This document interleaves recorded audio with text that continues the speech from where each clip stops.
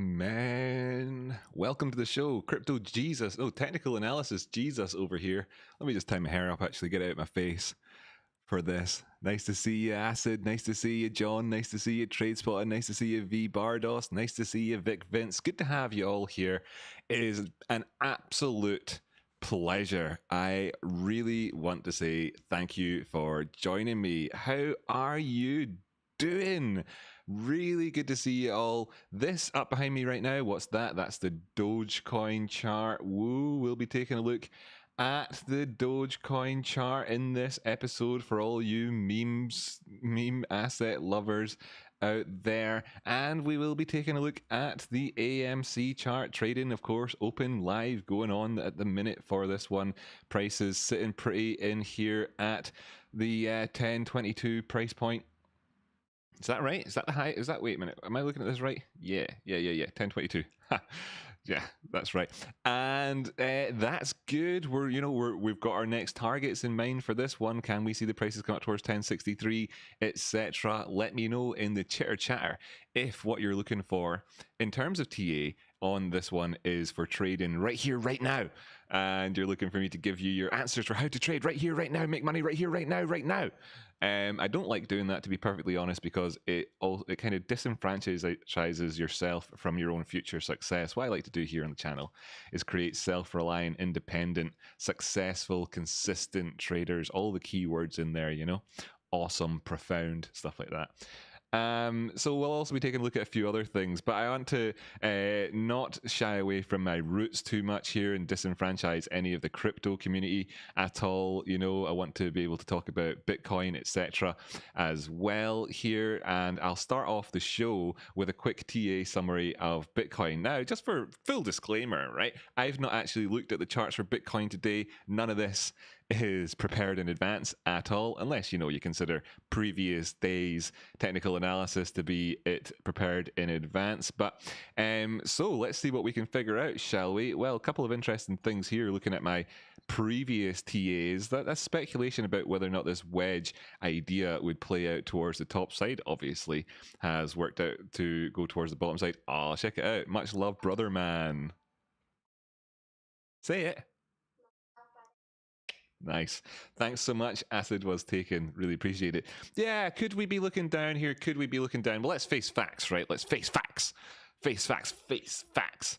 Yeah, we could.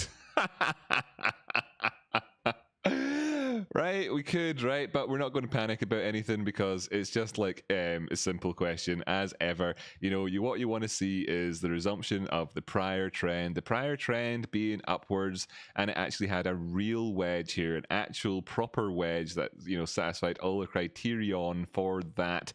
And now we've come up here and we've had a second one. Now, we want to see things go positive again, which means we want this to not be the case. So we want it to be wrong somehow, right? So are we looking at this and saying, well, I failed? Remember, I said this if you were watching the education, intense crash course education I did beforehand, you might know this phrase that I talk about in my TA, and that is a failed wedge becomes a channel. And have we got that on the go? Well, in that initial construct over there, it doesn't look so much like it. Just here and here, have we got one? Are we still within the realms of possibilities for being in this region just here? Well, yeah, we could be. Not super excited about anything that I'm looking at here with regards to the price action on this one right now, other than the fact that, jumping up towards the top side, towards the big old time frames here.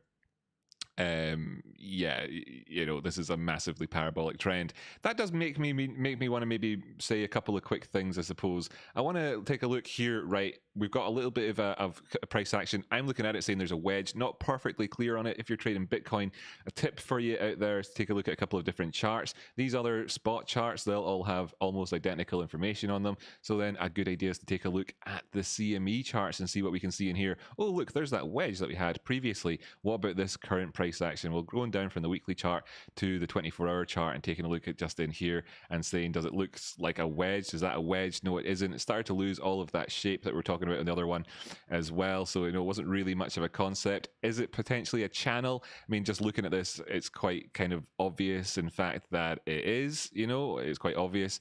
So we're here and we're saying that we could see a crossover, a golden cross on the CME charts here in the near future. Could that be good? Well, we're right at the price action for it, and that's nice to see. Bitcoin spot prices, of course, we've had that golden cross, still suffering in this area just here. We do have a general idea for a move. It would be to take any trades going up past these points with momentum where we actually look like we can bust past the top side, and then it gives you a huge risk to reward potential. It's disgusting. Or of course you take it in from a lower point. Do I have my other lower sort of secondary trade on the go there? No, I don't, but we're still looking for seeing this thing kind of picking up the way, if it can, you know, oscillators, etc. Negative momentum on the way up the way, nothing looking that great, but we have boiled it off, gives us a chance, you know, the stochastics here off the neutral line. So we're waiting to see how this pans out. This is essentially the culmination of the chat that I had there in the Bitcoin for Dummies technical analysis session I did the other day when I talked about the sideways price action, how we need to bust past 58k, etc, etc. Well, we're still in the same boat with that one. What's the delta on this? Is there anything new to bring in? Well, you could be looking at this low here and saying that we've got some hidden bullish divergence. I wouldn't be too bothered about that, despite the sideways nature of this, because this low, then high, then higher low, then higher high, then higher low. So we do actually have that bit of a trend construct on the go. RSI not giving you this the tasty the hidden bullish divergence. Really, the stochastics, no, none of them are giving you hidden bullish divergence on this low compared to the actual proper last low in here. Yeah, no, so no, still sideways, don't have that momentum, don't have anything positive to say that we're smashing through it at the minute. Looking to see if we get, you know, a bounce at the neutral line, then we can come back in and start talking about being momentum. Catching knives in this situation is not recommended. There we go, that's enough on the TA on Bitcoin for just now. Don't need to bang on about things, but of course you're all welcome to leave comments in the comments about your comments and your chat about the chat in the chat section, and I will read that and get back round to it. Let's see if we can do a little bit of the old AMC T.A then, just to kind of get people involved who are from traditional worlds to begin with. A couple other things I might take a look at as well in today's show. I got a really beautiful comment on my channel recently from a guy who'd bought a stock after their baby son had died. And their son was called EMAN, and they bought that stock ticker as a sort of like, I don't know, I thought it was quite a beautiful story, really. So I'll take a look at that and try not to cry too much.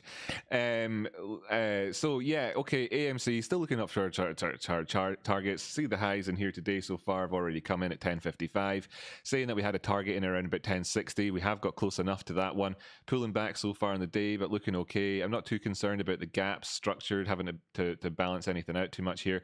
I'll consider that one covered or closed, even though it, technically speaking, wasn't really properly closed, but it's not, it's, you know, so that's close enough, I think, in terms of that regard. And yeah, this positive price action we're seeing so far looking good. The turnaround on the stochastics not so good. If we get a turnaround here in prices, then of course we're looking at the diminishing of the momentum, the strength towards the top side. So don't want that to happen too much, but actually we're positioned really, really nicely overall. Yep, everything's looking good. Nice one. The best buy areas we spoke about in yesterday's episode remain the best buy areas. You know, if you can get in under $10, then you're laughing. If the prices collapse down once they go down past $10, so you're thinking, you know, anywhere down to 10.75 or 9.75 is decent enough buy areas. Whoa, kind of holding off a wee bit more patience, maybe going to pay you dividends if you hold off, if the prices go down to 9.75 and don't bounce. Remember that you're wanting to buy into momentum post bounces, etc. And then if it does go on down even further, then it goes on down even further. Okay, then after that, so Max Payne open interest picking up calls. Yeah, maybe put the open interest indicator on there. What was that open interest? What was that open interest Tradespotting, if you can hear me just now, indicator called that you were looking at? EMAN Limited, right? Was it this one? Is it this one that the guy asked me about? You know what, actually, let's do this together. I'll just do this. I'll just go over to my channel and find the comment. Then I can make a clip out of it and maybe you'll see it. So we're doing this together here, ladies and gentlemen. I want to find a comment from somebody. Help someone. That AMC bit was awesome. I could watch that one on repeat. Tons of great tips. Thanks, Rocky.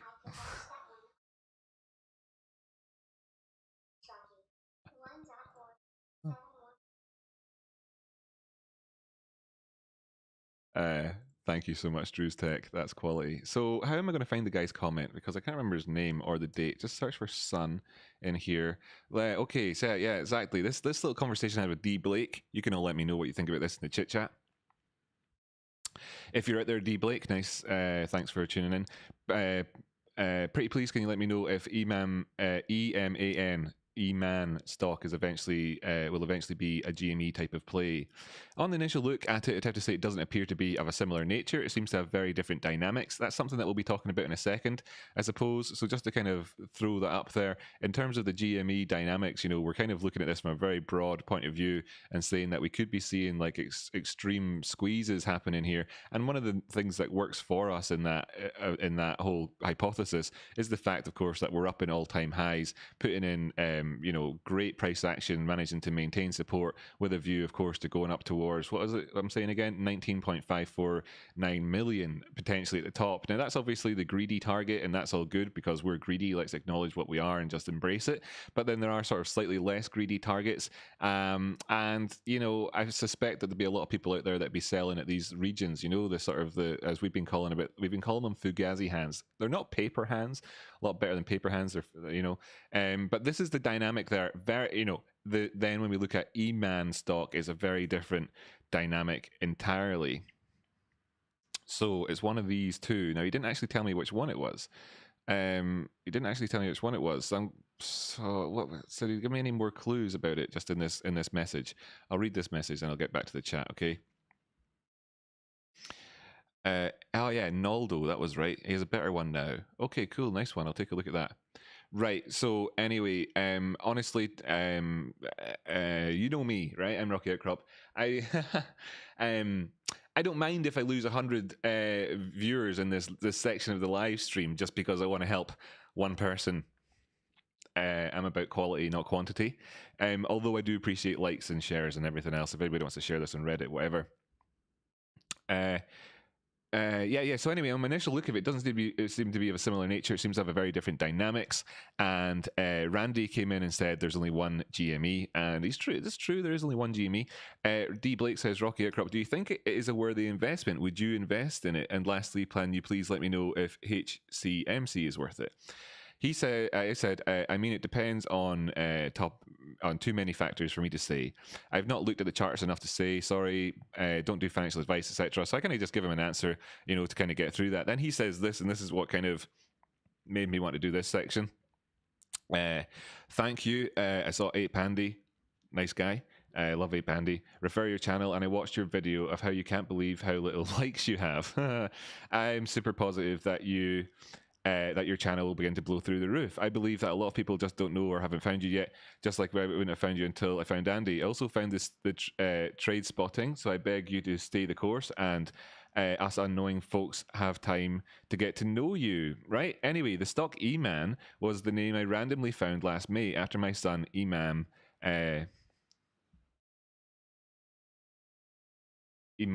died. It was the very first stock I bought, and I just always had a feeling about it. So I researched the company and understand they have a manufacturing warehouse as of yet. I don't know. I'm sad. I don't know. I don't like the guy's fucking son dying. I don't like that. I don't like it. Right. Not looking at that anymore.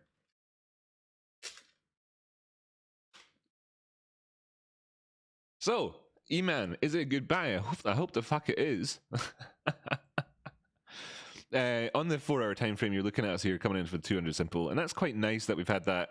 We've had this upward sloping line here, very clearly bullish looking price action. Very, very nice 4-hour time frame. Highs coming in here. You can tell with the way that this is, you know, you can tell if you watched the section yesterday. Thanks so much, Luke. Thanks you so much. Look here, coming up in a second, there'll be a wee alert about that. You can tell from the section we talk about. Say it. You're welcome. Look, all right. Anyway, looking at this high up to the next high, you can kind of see that the distance between this, the initial high and our next high. Let me just show you this before we bring up the oscillators down below. You can kind of see that the difference between this high and the subsequent high and the low here forms this shape of a triangle, and then you can see between this high and the low that we've got a different shaped triangle. Now it's not absurdly different or anything like that, but it is there and it's worth looking at. Then we can see here that yes, of course, that's divergent down below. Okay, so nice little follow through on the education section in the whole episode that I did before this here. If you haven't seen that, then check it out. It's called I'll maybe link to it here, whatever. It's called Intense Crash Course, something like that. Anyway, we've had a bit bearish divergence on the run up the way, and then we subsequently pulled back towards the 200 simple, and actually coming in here and getting a touch off of it. If I zoom right on in, then it doesn't look quite like we really got a touch off of it, but in terms of, like, you know, when you zoom out a bit more, then close enough is close enough, right? So we can consider that to be the case there, and we've got a really nice move up. Now there's very different market dynamics on the go, like I said to the guy, and you can see here in the 24-hour time frame that this is actually the follow through from a V-shaped recovery after we drop down the way. So this is extremely different overall, and right now we want to be concerned about how far we've come up. You can see, looking at the highs and lows, that we're obviously above the 50% zone, that being around about here, and that we're up probably above the 618 as well. What I want to see is, like, can we get a bit of a push through? That'll put us in a bit of context about this price action, where, you know, we've got a little bit of a slowing off at the top, and that'll give us the idea, well, was it enough momentum that carried us all the way up to get us past key areas? And as you can see, we had the golden pocket inflection all in this area, and then rose towards the top side. Overall, I feel like this is a bullish stock. Yes, we've had a pullback, and yes, in terms of 24-hour time frame, if we push down past the 480, well, let's actually call it, let's be more kind of critical, the 460 area. If we push down past 460, then we could be seeing the prices going down to 413, etc. But overall, things are looking fairly decent on this one to try and get up. Now, if we don't, but then we have to be very much bearing in mind where our range high is. We're just going to be ranging up towards that zone most likely, and then finding a degree of inflection, jumping up again towards higher time frames, so you can see how this is operating overall.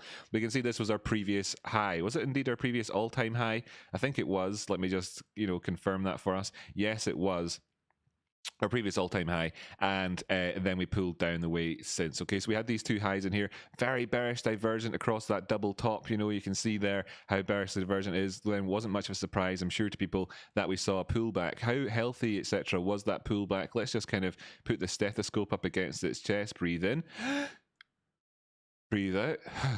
Right, we didn't actually make it down as far as the 618 over there overall, so, you know, but we did go down for a 50% retrace. And in fact, if you can see here, it was a wick down, and that's exactly where a V-shaped recovery came in at. So Dow theory would tell you that we did exactly just enough, and that the overall upward trend could indeed continue, and we've had a healthy enough sort of this, although it obviously in terms of percentages and the sort of wiping people out with an 81% decline is not healthy, but from a macro point of view, this is absolutely healthy. And I can go back over and talk about that with regards to Bitcoin again soon, if you want to see how that could be a concept which actually makes a great deal of sense.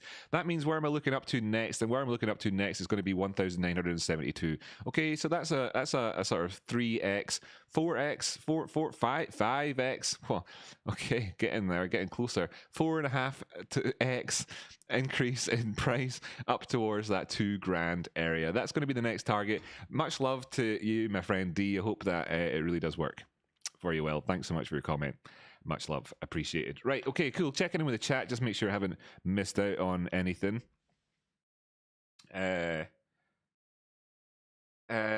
Cool. Nobody's in here is asking for anything just yet that I can see in the chit chat. So we had a couple of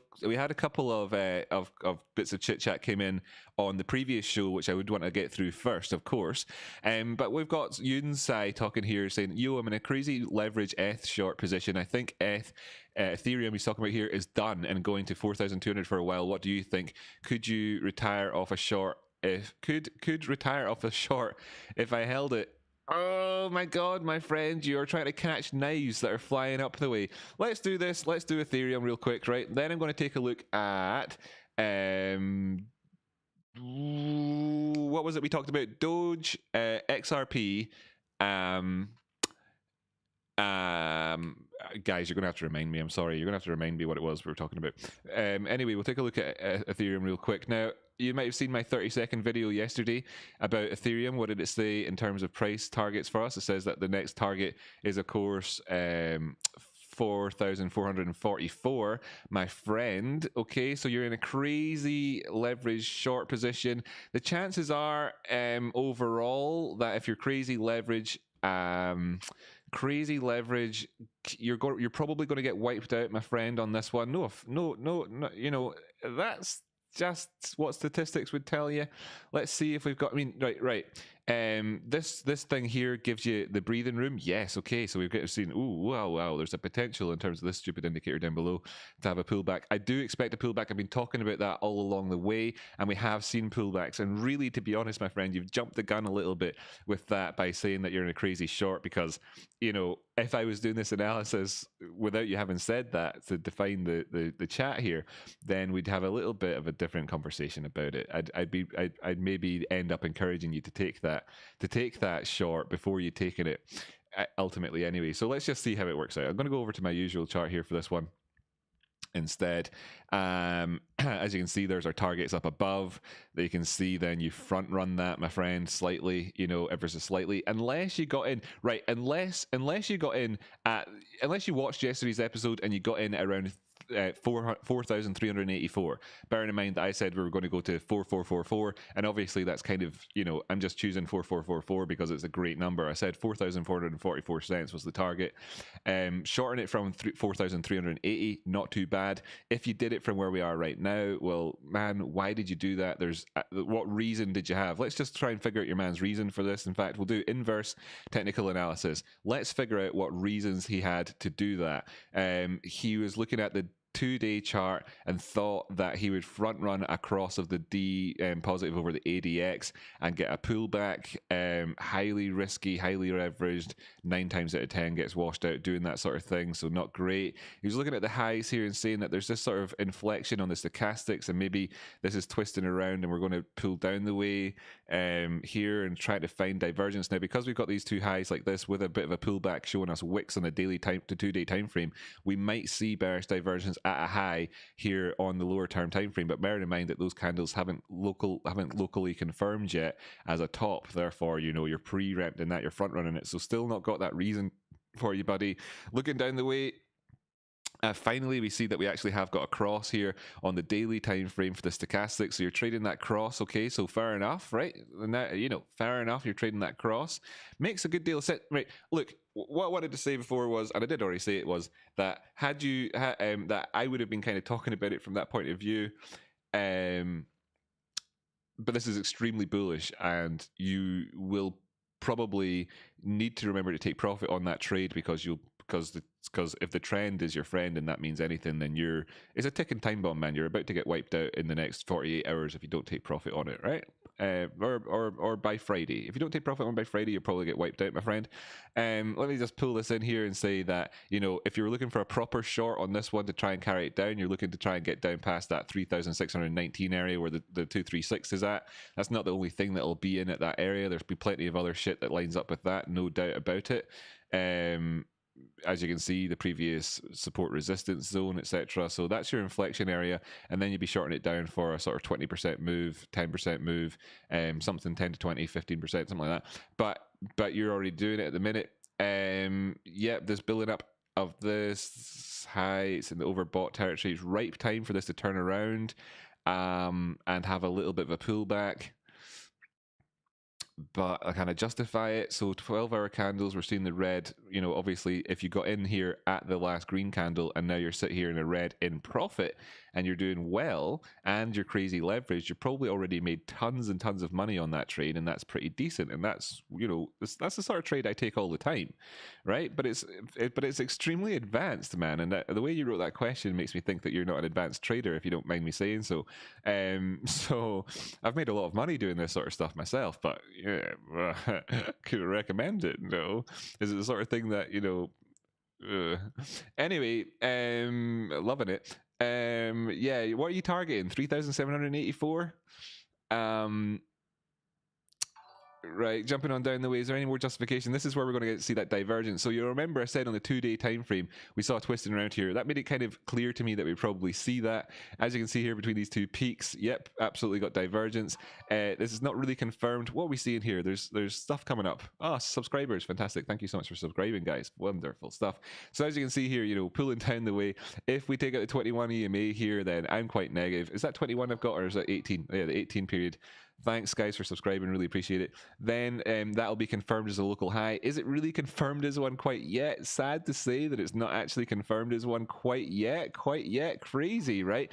But let me just show you using the Fibonacci tool to show you. There's a million different ways to show you this, but as you can see, the 236 right in there below 4180. Short-term scalpers are shorting this under 4,200.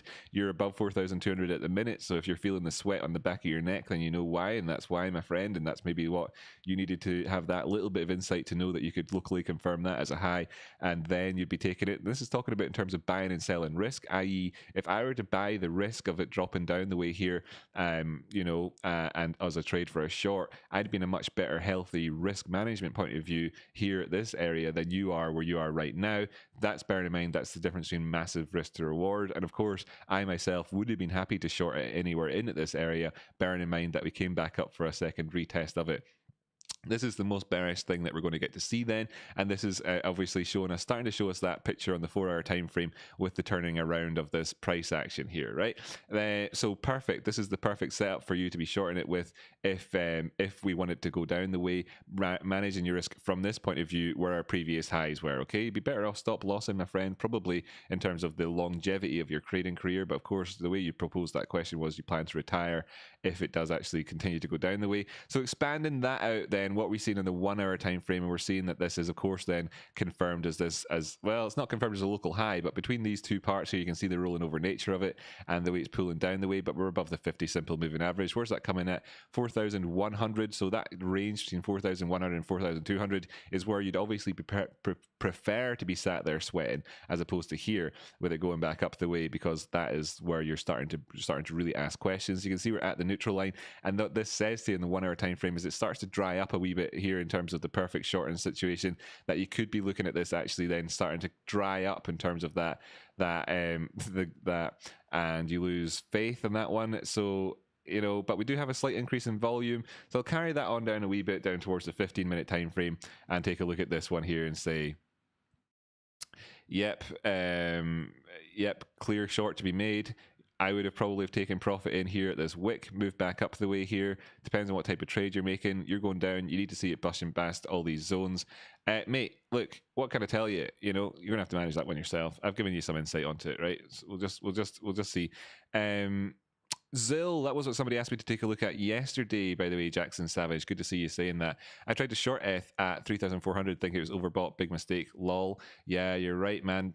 See this 3,400 price points, where were we here? 3,400. 3,400. But education, just stick with me, everybody, as I get to drop some knowledge bombs on your man's face.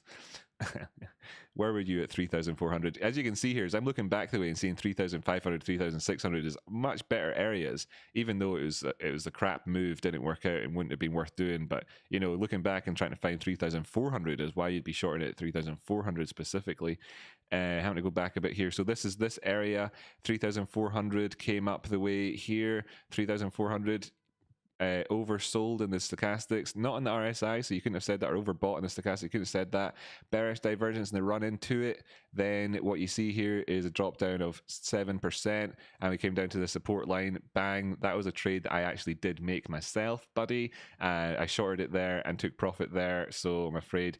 Then if you'd have done it here and here, have to say, if at any of this period here you weren't taking profit on it, what were you doing? Well, you're misunderstanding what it is to be overbought. You're also not seeing the support coming in here. You're not seeing the 200 simple, the trend. You're not respecting the trend.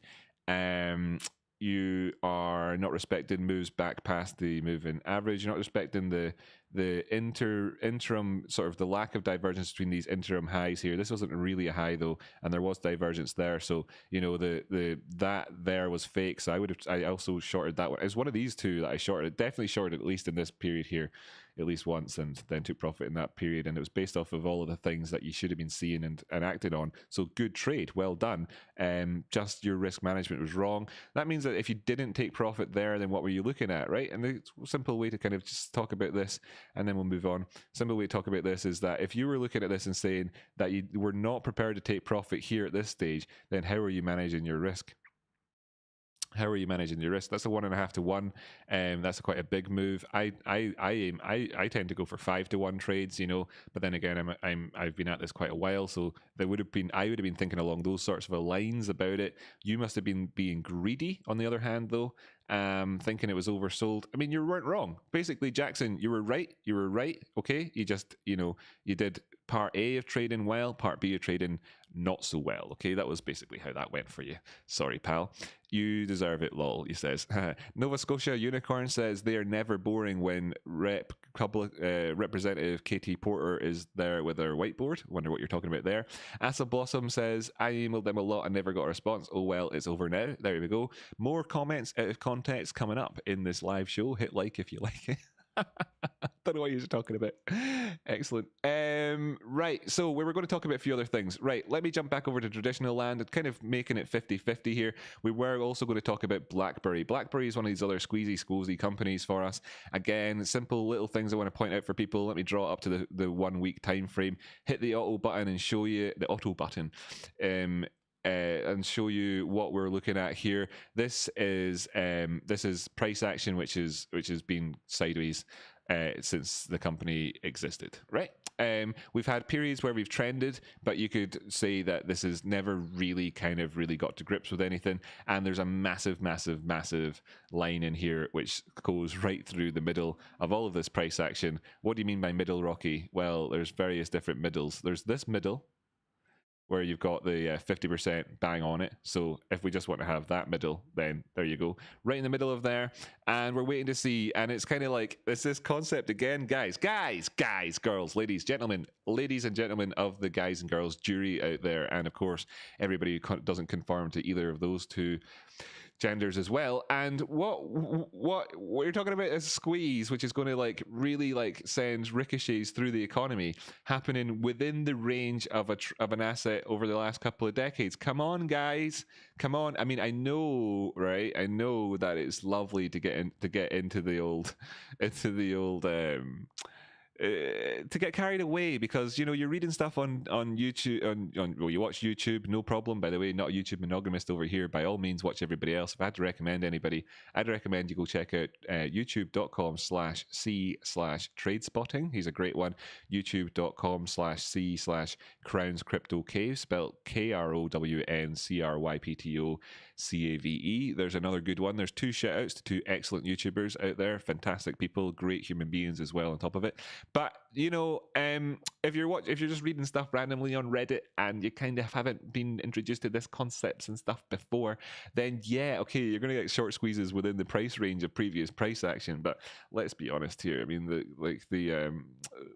there's people that have, okay. Big difference between a short squeeze happening in the range where we're below 50%, where the prices are below the midway point for this entire history of this thing, compared to something like GME. Right? Can you say the same thing about GME? No, you can't. So on that basis, when's the squeeze gets closed on this one? Was it here in this price action? Give you a little bit of a sort of a percentage idea. What did we see here? We saw 100% up in price. Wow, 100% up. That's amazing. That's so out of the realms of reality for this coin. Well, no, just look back in the past. You can see here that this does this sort of thing, right? So anyway, this is obviously a broad term time frame. Let me just dive down the way and give us the actual technical analysis, though. I don't rely on things like the chat. Here we had this this price action here where we saw the people having to cover themselves and whatever else, liquidations happening.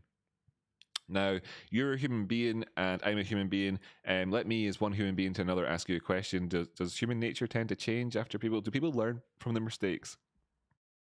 Do people learn from their mistakes? Do you learn from your mistakes? Do you really, honestly? If you had to look back over your entire life and say whether you'd learned from your mistakes, had you learned from your mistakes or not? Really, honestly. Um, no. No, that's the thing. That's the truth. That's the truth, right? Let's embrace it. You're a human being, right? You don't actually learn from your mistakes. That's just something like we like to say to each other. Really goes really well with an apology as well. I'm sorry, I've learned from a mistake. I'll never do it again. You're a human being. You're not going to learn from mistakes. Do these hedge funds learn from their mistakes, and do shorters and everything else learn from their mistakes? No, they don't. They don't either. We pushed up. What happened is we pushed up past the 50% price point of an asset, which has been in a downward trend for the longest period of time ever. We didn't actually have enough follow through to continue on up the way. We pulled back down, come down to the 200 simple period moving average on the 24-hour time frame. Perfect buy entry for people. This is an easy risk management point of view. The professionals, numerous institutions, etc., out there in the world are, of course, looking to long it from this point of view. And then all the people who didn't learn from their mistakes, and they've got good reason not to learn from their mistakes, because you can see this whole area up here where there's no candles, for years and years and years and years and years and years and years, going back a decade. So we're below the prices. Like it's only ever spent moments above this price for the last decade, more than a decade now, actually, a year, 10 and a half years, and it's suddenly just spent moments again here at it at this point. So do you think they've learned their lessons, or do you think that the guys that have been right for 10 and a half years are going to suddenly start thinking that they're suddenly wrong? No, chances are that they've not learned their lesson, that they've not actually understood that things are changing here, and that we could see this push up the way, and this squeeze is still very much on. It's still very much on. Does this 100% price move mean anything? No, it doesn't. But of course, it means an awful lot to people in the here and now. But in terms of the grand scheme of things, does it mean anything? It's quite demonstrably, obviously, quite clearly that it doesn't. What you're seeing here is on the downward movement, you're getting bullish divergence. We're hammering in for the 200 simple. What do I expect to see happen here? Well, there's a very numerous ways of talking about it, but whoops, undo that. Lol. Well, you could look at it that way if you wanted to. But instead, what you're looking at is managing risk like this. There you go, 5-to-1 trade to take us back up to the previous highs. Now, this is for a trader. Are you a trader? Let's be honest, most of the audience isn't really traders, although I do intend to make a group of 1,000 really, really good traders. There you go, 5-to-1 risk reward trade for you nicely right here to take us up towards, of course, the 50% line. Where you wonder where that is, that's $14, by the way. And then where could we be going on beyond? Well, let me remove that from there and just draw this in the most simplest of ways. Now, you don't need any bullshit like squeezy squozen to happen. Now, I say bullshit, but I don't mean bullshit. It's actually legit, and the DD out there is legit. It's all legit. All that fundamental stuff is legit, but like I say, it's completely baked into the charts, and I don't need to look elsewhere at all for any information. What I can say is that the 200 simple here is actually above the 236, seeing that the prices actually do stay above 702. So I'd be managing my risk again, I suppose, by saying that I would like to see that to be broken before I would actually cancel any trades off that I've got here. That's really annoying on the logarithmic chart when the risk zone expands out so much like that, and you move it just a tiny wee bit, and it's so hard to get a grip on. Fuck it. Don't need that on the screen. Don't need to show people visually. Okay, so there you have it, right? If we were to go staying above $7, very, very good. We're at $7.94. Means that we're coming in as close as we can get to the very best buy price for us. The very best buy price is going to be $7.02. Will we get there? I kind of doubt it, but you never know. So we could. So I'd be managing my risk beyond that point. Simple enough. Does that critical path make sense? Hope it does. Looking for a bounce up the way, and we're seeing on the weekly time frame that if we get that, we'll get a golden cross, and that would be nice to have, because it's a golden cross that could come in with enough of a trend and upward move momentum. This was a golden cross that came after sideways price action here. This is a golden cross that came in after sideways price action. This is a golden cross that could come in after actual trending price action. Okay, so we want to see is this trending up the way with a cross, and we'll probably see retests and everything else of it along the way. So there's that. My target doesn't actually, wouldn't stop. I wouldn't be overly surprised to see that going up to $30. I would like to see the company themselves come through with some follow through. This isn't crypto land where you basically do nothing. This is, of course, quote unquote, the real world. So what you want to see is, of course, people coming back up. What you want to see, of course, is the price action coming back up and them having actual fundamental, if you like, reasons for it to go on up higher, i.e., you know, they're not all just taking cocaine in their offices. And what we're looking to see then is afterwards a price target of around about that 1,873. Overall, I prefer the look of that chart, that EMAN chart. If I had to be, if I wanted to choose between the two, I prefer the look of the EMAN chart in terms of just bullishness at the moment. But in terms of like a risk to reward trade and where we could get in right now, this is a really great, fantastic setup, and this one might be better. And the carry through for it, if you wanted, if the whole world went crazy, could see the prices going up to $1,873, and therefore what you're looking at in terms of percentages, I'm not even going to measure this correctly, is 20,000% increase in price. So could we get a 20,000% increase in price? Yes, we could. If we actually come up towards the $153 area, I would expect to see some sort of inflection in prices, but then we could move on then thereafter, and I would not be surprised at all. Excellent. So we've done that one as well. Hey Rocky, quick question: is the low volume on GME a problem? No one is selling, but there isn't a lot of buy volume. Neither, says Lucas. Jumping back over to GME to just take a look at the volume. Let's do this. Let's do this. Let's do this. Let's take a look at the volume. Right, so I'm going to hide all the drawings so you don't get distracted by all that stuff up above. Going to actually zoom on in on the prices themselves, or on the volume itself, and take a look at this volume. Now this volume is low here because it's down at those levels, so just popping in a wee horizontal trend line to pop that on there, and then looking back the way to put this into context. Oh, all of a sudden what was low volume is now not super low anymore. Do you see that on your screens? I don't know if you can see that well enough there. I think the colors are pretty visible when I look over at my Streamlabs thing and see what it looks like, but you can see when people talk about low volume, obviously there's a massive recency bias with this. As you can see, going back for years and years and years and years and years and years and years and years. Is this a good enough answer for you? I hope this is a visual answer for you to put the context and the conversation into context. Okay, so how many years do you want me to go back? We're back at 2013 now at this stage. So do you see that? Let's just go back. Let's just go forwards as well. So this is us over here. This is September 2012, for example. You know, so shall we go back a decade? Let's go back a decade. Come on, let's go back a decade, right? I know that I'm kind of hammering this home the way, but I've seen this discussion happen a lot in the world of amateur discussions and the likes out there in the world, and I just want to give you a professional perspective on this, and all it is really just giving you context. Then we can go back over and talk about the volume again thereafter in a minute. Here we have it back in, this is what, 2010. 2010's volume was down here. This is the current volume up here, just as a comparison point. Scrolling over to the right, of course, scrolling over to the right. This is just, but then again, right, by the way, there is an impact, there is an element in here in terms of the volume, the volume calculation for these bars. Of course, you know, the value of the asset itself has changed an awful lot, so you know the volume traded is going to be impinged on the asset, the value of it changing. We'll discuss that when we get back up to 2022 2021. Anyway, here we are. You can see that the volume that's being currently created right now at this point here is better than it's ever been, and it's been 6 years. So now we're going up. Now it's better than it has been for 8 years. Now we're going up. This is better than it has been for 9 years. Now we're going up. This is better than it was in any period, in any given week in the last 9 years, in the last 10 years, in 10 years. Then we're getting up towards more recent times, and in fact, my fucking line was broken the entire time. Oh my god, how embarrassing!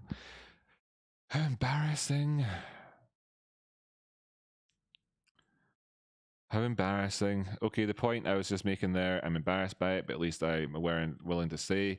You can see that while it is higher than it has been for 10 years, it isn't floating up here miles above the volume. It's just above the highest volume. So you'd get really high volume here that would stand out, and that came up to where the volume is at nowadays. So the point's the same. I'm just embarrassed about the distance between the line where it was and where we ultimately came in at. It changes because it's changed. It just fucking, I tell you what, I'll bring all the price action on the screen. Look, this is very low volume. Yes, it is very low volume. As you can see, very low volume. But it's very low volume in the context, of the last 10 years. You can see if I pop this in here that the moving average on the volume itself is, of course, in around that region, right? Great. Simple point made really badly. Poor execution on my part.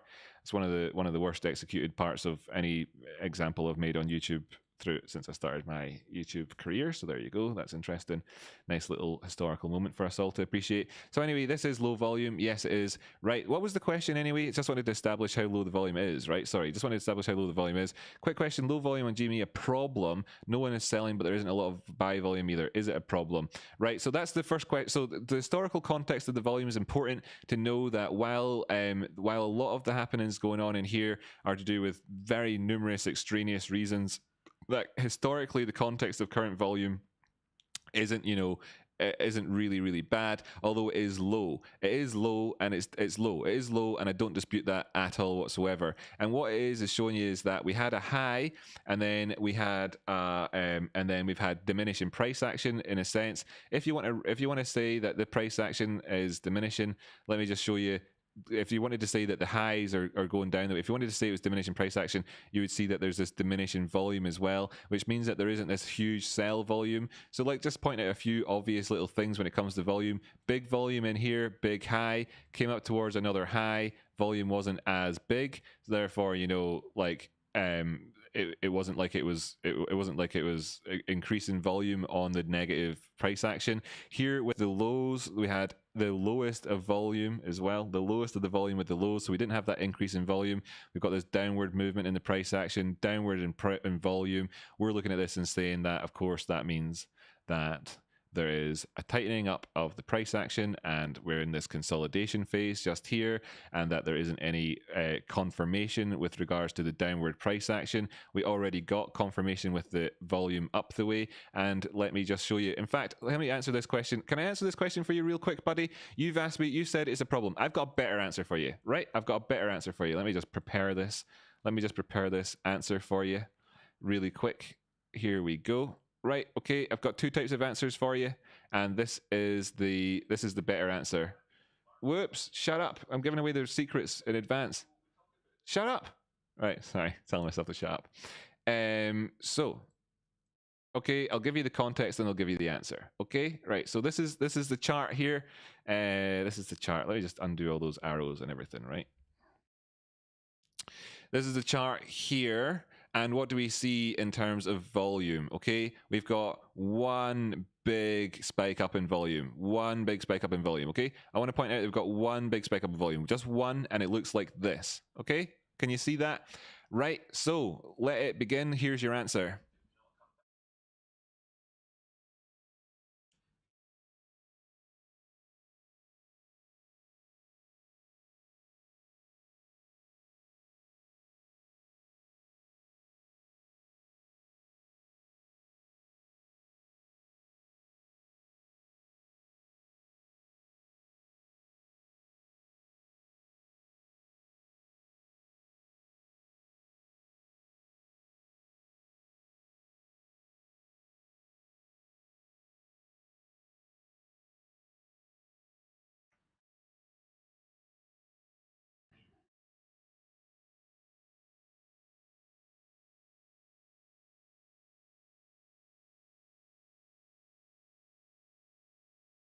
Okay, is that a good answer for you? I hope that's a good answer for you. That comes from my education playlist. So I hope that's a good answer for you, right? If that wasn't clear, let me know. I think I've answered that one as good. You've got no sound on the video. Oh, you weren't able to hear my video. Oh, we have to do a rewatch. Okay, sorry guys, it only lasts for 1 minute. Here's the answer, right? Here's the answer. Fuck it, I can just tell you, right? Just so you know, there's a video I've already got explaining this. It's called Trading Education, the two types of big volume, right? And that answers your question as well. How I've said there's two parts to this. Historically, low volume isn't a big problem on anything necessarily if it's consistent with its past. What we're seeing here is a diminishing of the volume, which means that we don't have an increase along with this. You know, we're not getting people coming in and saying, short it, okay? We're not getting that in here with an increasing volume while the prices are decreasing. In fact, what we're seeing is a decrease in volume as the prices have been decreasing, okay? And then we have one big volume spike in here. That's known as starting volume. And if you wanted to say the best question, and this is the difference between the sort of the new initiates to trading, people who believe in fundamentals and then look at the charts as a secondary source of information as opposed to believing that like myself that all your information that you actually need is right here in the charts themselves anyway, etc. It's just basically something from the uninitiated world. Big volume would be a problem, right? That would be a problem for us. Lower volume isn't a problem for us, not really historically. Starting volume, stopping volume, there is no stopping volume on here. We're not seeing the end of that. So from a typical classical technical analysis point of view, no, it's not. And there is, when you're talking about the trading of an asset, that has got no impact on fundamentals. So if anybody out there is saying that there's this worry for us in terms of the volume, then understand that we don't have anything to come in here and say stopping volume, unless you think that that was the stopping volume. Either you think that this was the starting volume and that was the stopping volume. If that's what you think, then that's cool. Let's try and find some context for us from other charts. I'll show you a couple of bits of context. Here's Bitcoin charts. Okay, we'll go up towards the weekly. We're on the weekly. Good. Here we have oops. Here we have some this is like starting volume back then. This was of course like the ending volume here. This is starting volume in here. This is ending volume in here. Okay, just going along to the right.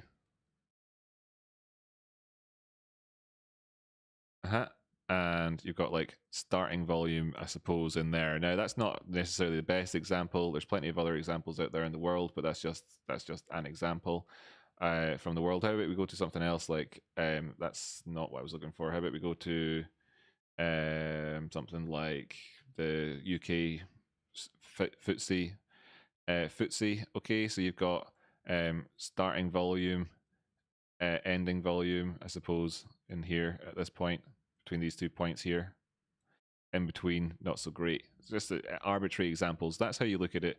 That's the best I can do in terms of an answer. I tend to try and give people the thing that they wouldn't necessarily have thought of. Now you can go and look at what the context of the volume is, and you can get answers about that. You can get them. People, you'll figure it out. If it is a problem, it's a problem. But you know, the biggest reason why there's volume, why there isn't buying and selling, is because not once, because the room is like at 50-50. You know, the buyers are thinking, I could maybe get a cheaper price here, and we've discussed that currently on GME that's down to $120. The sellers are thinking, I could get a better price here, and we've discussed that as well, and it's way higher up stuff, right? Okay, or else that liquidity zone, or else $200, etc. I mean, we know that $209 is the edge of a liquidity zone. That breaking that might be difficult. So the sellers that are looking at it at 140 are thinking, why would I sell it there when I could sell it much higher? The buyers are looking at going, why would I buy it there when I could buy it much lower? Hence lower volume, because there's less interested parties. And is that a bad thing in and of itself? Well, no. It says more about the conditions in terms of the in terms of the market than just simply thing. And by the way, you can't tell the difference between buying and selling volume. Not really. You're like, oh, there's hardly any buying volume. That's a bit of a stretch to ever say that any time. Note, I changed my colors of my volume to be just one color, just so you wouldn't get too confused about that. For every seller is a buy. So when you say, oh, there's tons of selling volume, who are they selling it to? Like Santa? Or, you know, no, they're selling it to somebody, and that person who's being sold to, what are they doing? They're buying it. So this concept of there's hardly any buying volume versus selling volume, what do you really mean? I know what you really mean, but I know what you mean to mean. I just wonder if you mean what you mean to mean, and I doubt that you do. What are we looking at here? There was volume because we're at max pain. There we go. No audio on the volume. The irony. Haha, that's funny. Anyway, sounded perfect. Good one. Getting everybody laughs in there. By the way, it's good to see all the likes of you. I do see you in the chit chat. I love seeing the chit chat going by. So it's not like I don't see you in there. Nova Scotian, Unicorn, V Bardos, Lucas, Phil, Kevin, the greatest, spelt to greatest. I love your username, by the way. I love that. That's backward spelling. Arika, good to see you. You know, I can see Jackson Savage. You've got the likes of Apple Blossom. Love you too, Apple Blossom. Andreas, sorry. 2 Full Productions. Acid was taken. John, using you got loads. I see you all in there. I love seeing you in there. So get your chatter away in there. That's all good stuff. Excellent. Right. So, what have I not done? I've done Bitcoin. I've done Ethereum. I've done Blackberry. I've done EMAN, the emotional section for the guy. I really hope it goes well. I really do. I think we all do. I think we all want to see the best for that guy, probably out there. If you're watching D, wish you the best. We've done AMC as well, in fact, as well. Should we jump back over to AMC again so we can see that, because a lot of people are interested. Didn't get any questions, didn't get any comments in there that I could see where people wanted any more detail on the here and the nows for us. What is it that people want? Do you want me to do some bad technical analysis so I can be like everybody else? This will probably get me more views. Let me do something that's wrong. I've got this one. I'll just go to a different chart so I can do something that's wrong for a while. Okay. Oh, by the way, next target, $49. There you go. That's something for people to know about. How will I do this wrong technical analysis? I want to do something wrong for people. Yeah, here we go. This will be wrong. This will be wrong. There we go. Look at that. See this? See this? That's wrong. That's wrong. That's wrong. There we go. Don't know. Just check the viewership numbers. 49 viewers. What? But I thought if I did some inaccurate technical analysis, I'd get more viewers. That's what I see on YouTube. Weird. Anyway, that didn't work. Try this. Link. People like Chainlink, right? Oops. Chainlink USDT. Chainlink USDT, my friends. Everything's going well. Don't want to be on this chart. Chainlink, Link USDT, my friends. Everything's going well. Trending to the upside. Oh my goodness, blah, blah, blah. Now, we've had people talk in the show here and ask me questions like, how do you do the time analysis, bollocks, and all this sort of stuff, and is it possible to be done? Well, the fact of the matter is it's actually quite difficult, and you need to spend some time doing it and whatever else, and it's not appropriate for live streams, really, because there's so much working out involved that you might be kind of sat around there kind of messing around. So would be fairly typical of one of my live streams, I suppose, right? We just have to tell people that we appreciate them tuning in and thanks for their patience. Anyway, with regards to the time analysis, my vertical lines here are Fibonacci zones for time analysis, right? And you'll see that I mean, I don't know, is it distinctly obvious to you how this grid is working? It might not be, but this is 2 Fibonacci's and it's formed up a grid. This is something that you don't see everywhere, okay? This is another rocky outcrop thing, right? Anyway, we've got Fibonacci's going over to the right-hand side, these vertical lines, right? And they are showing us the time zones. This area just here is the golden pocket in terms of Fibonacci, right? And then we've also got a Fibonacci over here between our lows and our highs. The one that before the peak, our previous all-time high, down to where we found our bottom before we went and continued on up towards the top side. Right? That's how this is constructed, and it's giving us a massive grid. And what we can see here with the Chainlink prices is that they did indeed come in at the top end of this grid. Wow, $52.64, and then they've dropped down the way, and they've done it, and they've had this volatility right on the golden pocket area for us. I mean, it's almost like magic. I actually feel kind of disgusted and sick looking at this, because I just think that it's too it's just too good. It's just too good. It's just the programming that's on behind most of the market right now. This is their source code exactly right now. So anyway, it's just too good. But anyway, what are we looking at?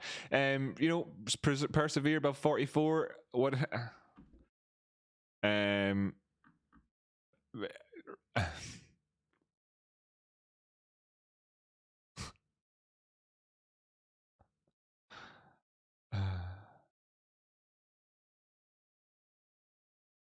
just going to do the technical analysis for Chainlink, if you don't mind, here real quick. But I'm going to do it going to do it easy way, if you don't mind.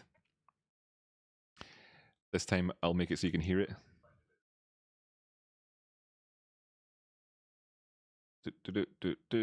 Let me see. Desktop audio, slap that up a bit.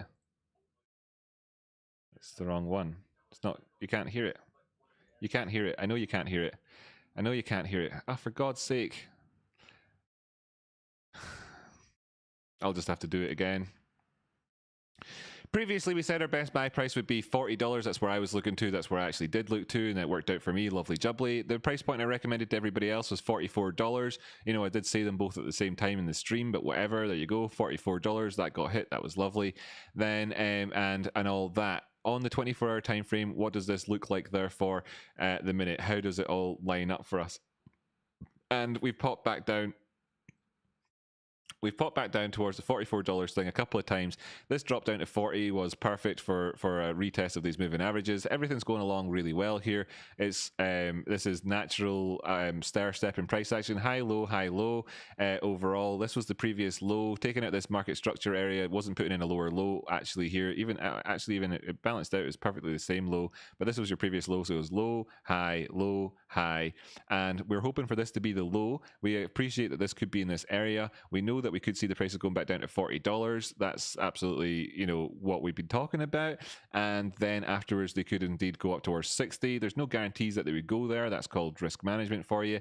So the next target is going to be in at around about 56 up to the $60 round number level. Where am I really looking after that though? And it's $75. There's Chainlink T.A. Best buy area for you is 44 down to 40. If it picks past 44, then I would expect a drop. I'd expect, it's a bit of a rough word, but I wouldn't be surprised to see our higher low coming in here at the previous inflection point. Let me just point out a couple of little reminders to people. This is where we saw it last time. This was the drop down. This was the low. This is where we ultimately came in for. This is the equivalent zone just here. This is this drop down, the equivalent of that bit just there. This is the sideways price action, the equivalent of this bit just here. And then of course, if we were to drop down, it'd be there. Now I'm not a fractal type of guy. I'm just showing you that this is just that's not a fractal. It's just saying this is the risk of us going down towards here. What would be happening at that point? Will we be getting a test of the 50 simple moving average?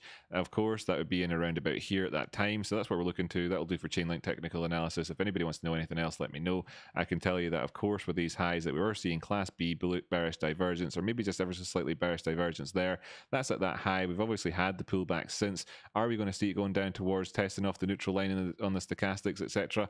Kind of feel like I do, like I would. You know, that's why I've repeated numerous times throughout this section that this is where, you know, would expect to see the prices going. I wouldn't expect the wrong word, but I'd be very happy to see the prices going down towards $36. It'd be super great. If they went to 38, then I'd be okay and comfortable with that. If they went to 40, then that would be a nice tasty buy to get in at, you know, great. But if we bounce from there, and then 44, well, if you're really playing this short term, then 44 is your best buy price, but then you're looking to have to then manage your risk accordingly, jumping down towards the 4-hour time frame. To put all of that into context for you, bringing it up a little bit wider, you can see that, of course, with these three highs in here, that will have had that bearish divergence. So we came down, we did put in a low, which took out this low over here. You might be trying to make the argument that, of course, that means we're done here, but actually, you know, you can see that we're so close to that point. You're absolutely better off, you know, patience will pay dividends if you wait to see how we actually handle this piece of price action just here. The chances are that we go down and test this the $40 or $36 area remaining the case. Well, yeah, but actually I'm bullish on this one, very, very bullish. And if it turns around at any point and goes up towards $60, then I'll just be celebrating, because like I say, I'm very bullish. There are some concerns for me. The negative strength of trend is actually there right now. It's obviously tentative. It's not enough to get us to actually trend down the way as it stands, but certainly enough to give us another kick in the teeth if it wants to. 24-hour time frame is the opposite story. The positive strength of trend is there, and it is enough to give us that idea that we're going up the way. And we've seen this pull back down, but if we see us taking out 36, then that will go away, and that'll be the macro trend disappearing. Whatever, right? What else do people want to take a look at? MATIC. MATIC's been like doing a lot recently. Yeah, our move, by the way, recently, anybody who's watching the show, the valuable information here is incredible. So you can see that the suggested trade that I gave to everybody the other day, let's just see how much profit that suggested trade is in. 123% profit on that trade.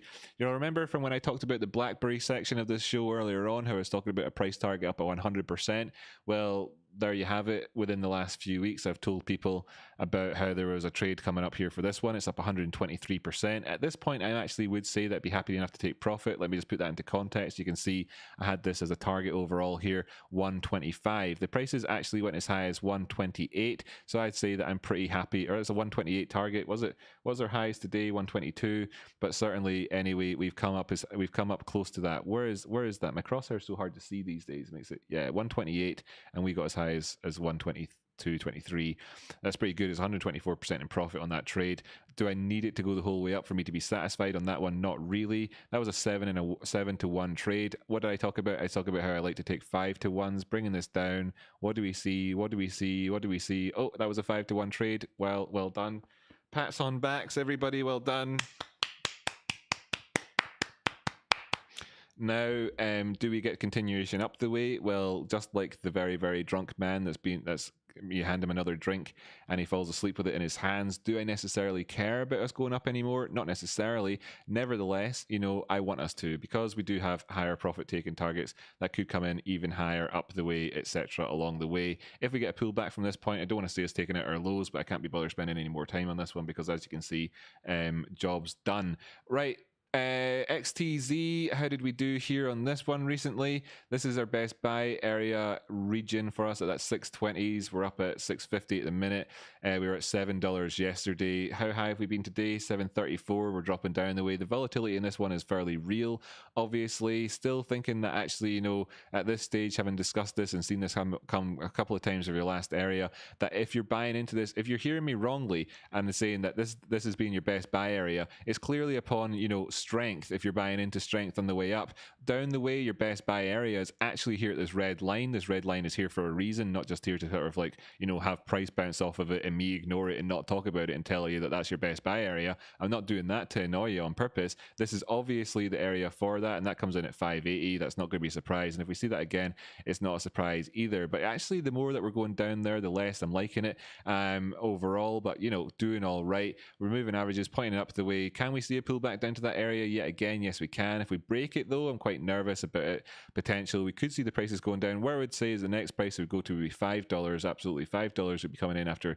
580 if it dropped down the way, but we're going up the way. Afterwards, my target at 990 is still in place. We're just having to wait and see how this goes. The moving average is pointing towards the top side, sloping up the way. That's nice to see. The high that we got in here was bearishly divergent, so I'm not superly impressed by that. That's obviously confirmed as a local high as well. We have had a pullback, but let's just bear in mind in terms of percentages that the pullback so far has already been a 30% pullback, and that would be enough to kind of cater for any sort of need for bearishness during an obviously very bullish upward trend. So that's where we have with Tezos. Obviously then drawing attention to the fact that that's going to have to be a managing your risk zone at 580, and if we do push down, I'd be looking towards $5 for my next best buy entry, hoping to come in here and find support where our previous inflection was. Now naturally, if we do push on down past that, I'm going to hardly embarrass myself by continually talking about long trades purely to satisfy an audience out there that doesn't actually continually, isn't actually trading the way that I'd be trading it, because I'd probably be starting to think about things slightly different. Dot, add a Tezos please, Rocky. Cool, well there's Tezos filled in, nice one. So let's just look at Dot first. I quite like Dot.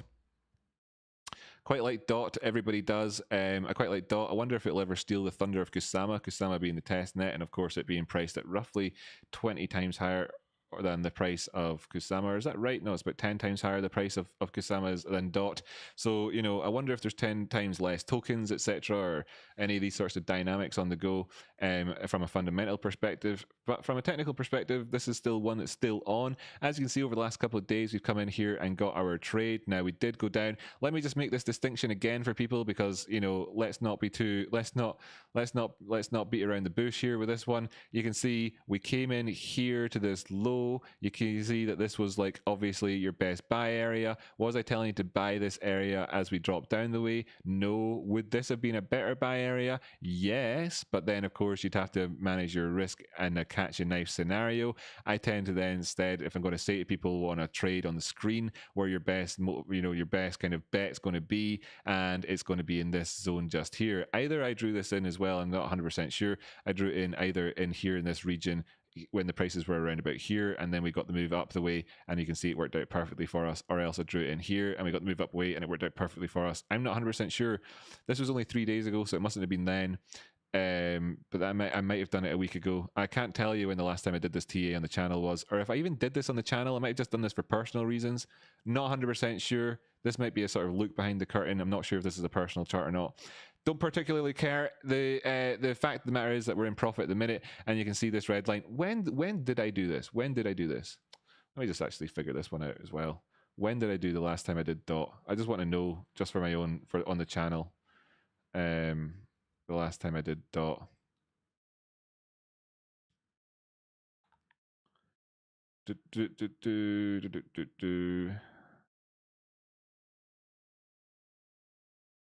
I think I'll just sit and chat for people. I'm doing all this TA. It's really, really, really, really good, but it's not drawn in the crowds. Has everybody hit like? I don't know. Has everybody hit like? I'm doing all this TA and it's really good, but it's not drawn in the crowds. I'm not seeing a big viewership, although I am super impressed to see that number at 48. It is up there with my best ever streams ever. So we have the DOT technical analysis was back there. That was the last time I did it overall. So just want to see what we were looking at the time. You know, this is the value. I'm sorry, guys, and whatever the value, the effort that I put into these things is extraordinary. It's intense. You think you're tired after watching them? Just imagine this picture you can see of my head there. That actually perfectly expresses my emotions at the end of one of these streams. I'm like, God, drained. So do I keep doing it or now or not? I'm not 100% sure. Maybe Revlon, that's what somebody was talking about earlier on. Maybe I take a look at that at some point. Let me just see, did I pop in my measure move on this part here? Did I build up the chart here, or is it personal?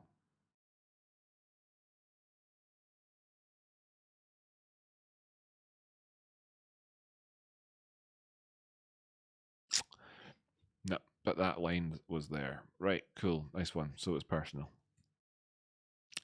So this line, this is what we need to see being broken. Break this, then fantastic. We're already in a position, or else we're not. But you're looking up towards $54. Okay, do I think that we'll get there? Yeah, we're right at that. I mean, what can I say? This is so obvious, right? I drew this in. You can see off the video. You can see off the video that there or whatever, right? This was filmed back whenever that was, April 26th. Right, so solid couple of weeks ago. That's where that line is, you know. So obviously, if I hesitate to say what prices are doing beyond this line, well, I think that speaks for itself, does it not? We could see price action where we kind of oscillate around about those levels. Just be aware of that. I want to see the price going up towards $55. I think $55 is totally doable on this one. We have got to be aware of the fact that that was divergent. We pulled back down the way, went all the way down there. How are we looking in? Well, this is just sideways price actions. We're not going to see anything great on the Ichimoku cloud, although I'll pop it on just for since it was on that video in the background. Yeah, exactly, because it's just consolidation. What can I say? This is it. We're waiting for it to break. It's going to break soon. What am I going to tell you? Trade within the range until you don't trade within the range, right? Simple rules for consolidation, etc. Is that if you're looking at this and saying, "Wow, we're going to break out. I need to make it. I need to take a trade off of this." Then test. Then just kind of be a bit patient. And I would recommend that what you do is instead of that is that you go over to Tradespotting's channel here, right? You do this. You go to Tradespotting on YouTube. Just like this here. First, then you hit the subscribe button, then you hit the bell button, and then you go to his videos and you open up popular uploads. Let's just click on his videos tab actually, and you go to this video right here, right? And then you watch this video right here. Okay, it's only got 342 views. That's far too few. And that'll explain what you should be doing. Okay, that'll explain it to you if you're looking at things in terms of consolidation, right? How you should handle this. That video from Tradespotting's called Breakout Trading Crash Course. That'll explain an awful lot to you about this in this zone. And as you can see here, that 40 area where that resistance is lines up with the top end of that consolidation. And that's where we are with that one. I'm sorry that I don't have the energy right now to make that intelligible for people who are new to trading. As a trader, big props to you. However, I think the average viewer would be overwhelmed by terminology and speed. That's why people aren't sticking around. Julio Cesar, yeah, man, that's it, 100%. You're totally right. That's it. So let's go on the assumption that some people will tune in for the rest of this show, right? Let's go on that assumption and let's make it so that it's accessible. And it'll be handy for me because I need to kind of relax a little bit here anyway. I need to relax in a wee bit. Right, I have orders in at 120. I'm not moving up, as that's not how I trade. If I don't get them, it's fine. Yeah, good principle, by the way. It's good to have that. Goblin Attorney, quality name. After getting burned on VXX options 3 weeks running, it finally starts to pop off, and I'm not in anymore. Well, man, I know. Little tip for people who are getting burned, by the way, as well, is like,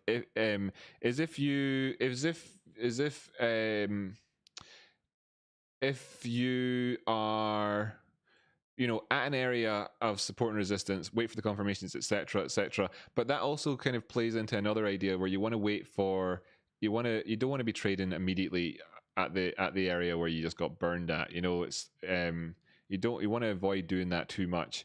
If you've got a reason for it, like you're buying back into momentum, etc., that's one thing. But what a lot of people will do is they'll do a trade like this here. They'll do a trade like this, and they get burned because they get stopped out. And then what they'll do is they'll pop on another trade down here like this, and then they'll get burned because they'll get stopped out. Then they'll pop on another trade just here like this, and they get burned because they get stopped out. Then they'll pop on another trade just here like this, and then they'll get burned because they get stopped out. And then the prices eventually go down to here, and they don't get in, and then it pops off like you're after saying, buddy, identify key areas. When it's between the two of them, don't trade. If you've identified an area and you've already put your order in, don't trade it away for nothing. Just like don't change it. Don't just go flip-flopping around. You know, just don't do that, and you'll be far better off. Right. I did do BB, what do you call it? Blackberry earlier on. By the way, GameStop Twitter is on a roll. Actually used the term MOAS. Ha! Quality. Let's go check in with the GameStop Twitter.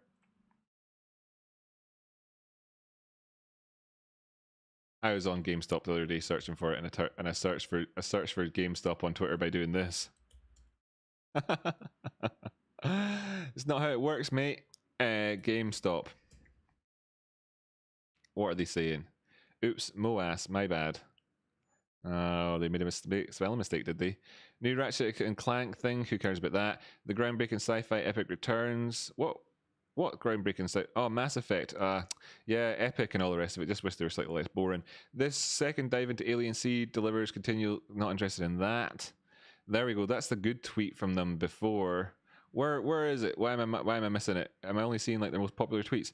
Brave, the Cold, and blah blah blah. Don't bother with that. Where are they? Anyway, I missed it, but that's quality. Hi, you can see dollar banana chart, please. You want to see the dollar banana chart? Oh, it's dollar banana anyway. All right, let's go look at dollar banana. There was also, actually, wait a minute. There was something somebody said earlier on. Revlon, like Revlon, right? No, but not Revlon though. It was like not Rev for Revlon, the hair company thing.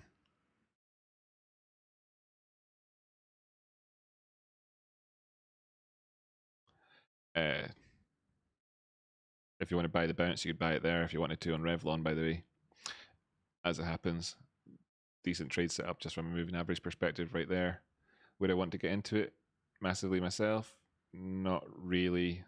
I actually feel like this has probably got some downside in it. This looks like it's got downside in it.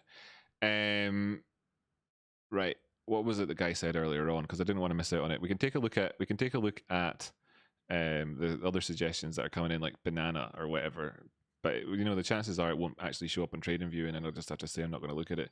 There was something earlier on that somebody asked for, like Rev X or something like that, or something like that. Not sure who it was. You might know yourself if you're watching. Oh, there's Zill and yeah, Dad. Hi, Dad. Oh, Dad's not doing so good. Poor Dad. ADA. USDT. Let's do ADA USDT, and let's try and keep it so it's nice and simple and that people want to join us. Well, that's obviously far too complicated to begin with. That's obviously very useful stuff, but let me just get rid of it. I'll keep that one. Make this go away here.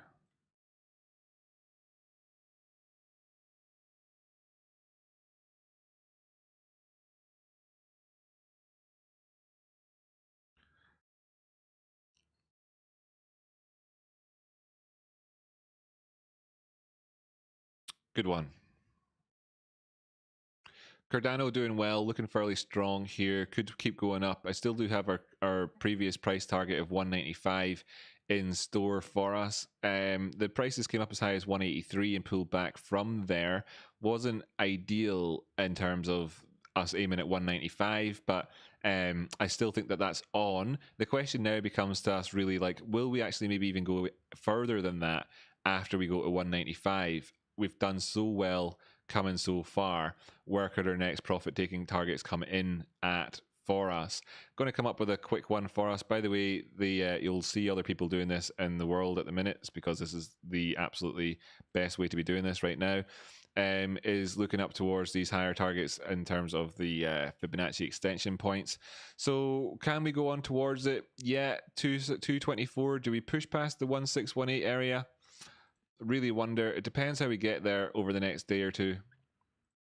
I'm looking to that zone more than anything with this one. Can we go up there with momentum? That's what I want to see happen. If the prices do drop down the way, then I am, of course, wanting to very much keep in mind the 236 price point. That's 142. Come on, go forwards. So 142, so we need to be aware of 142 in this zone just here. We don't want to see prices dropping down below that. That's a good area to manage your risk from. That's the next target. I know that 168 feels like it's already so close to 195, but there is a good deal of movement to go between 168 and 195. It's in the region of sort of 15% movement up the way. And of course, we could see that go as high as 232 if we see that continue on up the way. Overall looking good, having managed to do this without divergence. Points of concern come in, and this goes back to the chat we had about volume earlier on, how there's this diminishing volume while we've got the increase in prices. Not exactly ideal overall, but what you can say is that if any of these things are like starting volumes or whatever, then it wasn't just single aspect on it. This whole thing would have been, and it's just gone up, and we've not seen any sort of stopping volume come in, if that's how you want to look at things. We do see that the moving average on there has got an upward slope, so suppose that's handy. And yeah, that's basically where we are right now. That's what I'm looking to. That's stay above 142. I'm still aiming towards 195 overall, but actually I'd be wanting to keep a little bit of something up here for 230 if we can achieve that. That's the next target. Inflection around this area, most likely thereafter. What else did we get asked? Still losing viewers here. That was obviously still too complicated. Thanks, John, for hitting the like button. Really do appreciate it. Rev, REVV. Is that what people are asking for? Rev, USDT. Rev, USDT. Well, this one's dumped, been shit. Well, that's interesting. Let's measure it. It started at 0, did it? Pretty much. This is so extreme, like this extreme. As you can see here, if I just change this just a little bit, then it changes everything up above, like, quite a lot. Just going between these two zones here. Likewise, change this just a little bit, changes it an awful lot. That's the difference between doing bodies and wicks. In fact, on this one here, I'll just do bodies just for the crack, just because I normally do wick to wick. It is normally better. And here, what we want to see is, I mean, it doesn't look good, right? It doesn't look good. People love to catch a knife. I'll start feeling more positive on this one. Look, as you can see, right, because of this high up here, down to this low down here, and that we're clearly below all of these zones, that if you want to have a go zone, let me just draw on a green horizontal line. There's your go zone. Here's your take profit zone. Here's the obvious next speaks for itself level, but I'll pop it in anyway, where we had our all-time high. And in the way that the markets have been going recently, the most effective solution that you have for finding higher side price targets are, of course, to aim for the 1618, which is coming in around a bit there. Those are our targets, but I wouldn't get involved in this until we'd already broken past that point. It looks like shit for now. That's Rev. There was other ones there that somebody wanted as well. I'm sure Zilliqa. Zil. USDT. If anybody wants anything from the traditional world, by the way, don't feel like I'm leaving you out in the cold here. You are still good to go. Give me a request and I will be there for you. What are you saying, Rocky? I don't know. Sorry, lost it for a second there. Yeah, obvious problems there with that one, but we're doing okay.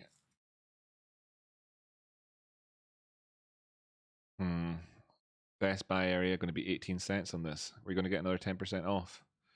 We could see another 10% off on this one, ladies and gents. That could be your next best buy area for us. It's just that, or it needs to turn around right now. This is only this is a 24-hour time frame, by the way.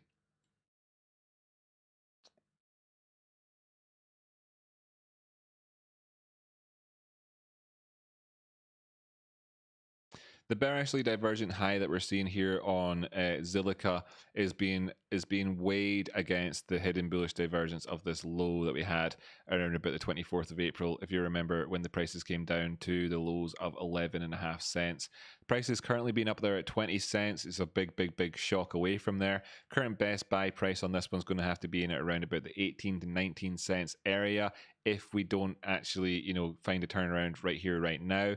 Could we get one of them? I'm going to investigate that on the lower term timeframes. The clear thing to be pointed out here is that obviously we've had a nice run towards the top side. Obviously in this zone where we saw this bearish divergence between this high, and then on up to the very highs here overall. We've had this bearish divergence throughout. We did have a pullback. That pullback then, of course, and it is a shocking percentage, just let me draw in the percentage figure for you, was a 50% pullback in price, and then we've actually continued to go towards the top side. Now that 50% pullback in price on a relative scale as to where we've come from on the Fibonacci side of things actually took us down to the 618 golden pocket here for us, or just thereabouts, but the body's closed at the 50% area there, and that is nice to have seen overall. I do want to see this continue towards the top side. I've got a very clear risk management point of view. I remain bullish on this one, and I still absolutely will do so, looking up towards higher price targets should we manage to maintain the price targets of like 18 cents or so.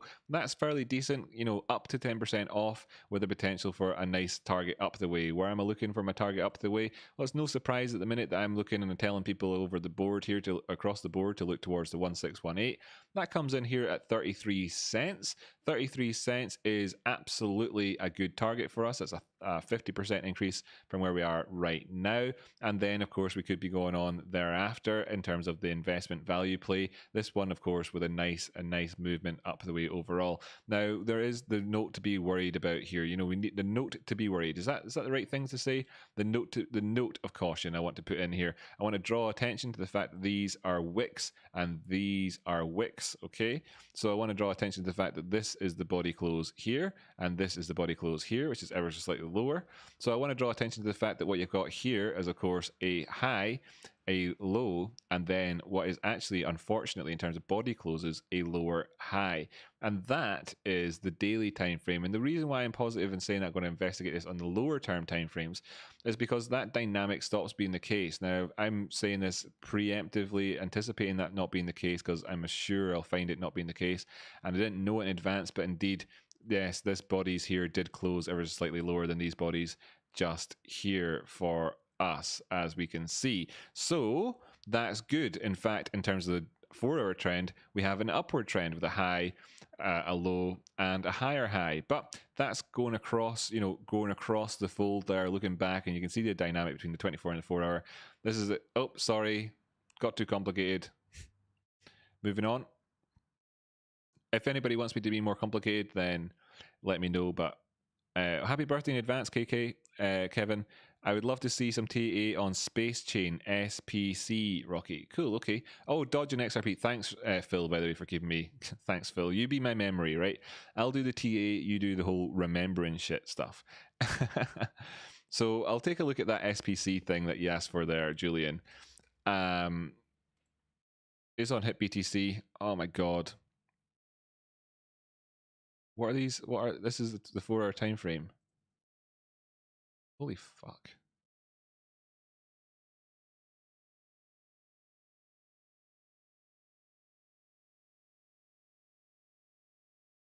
fuck?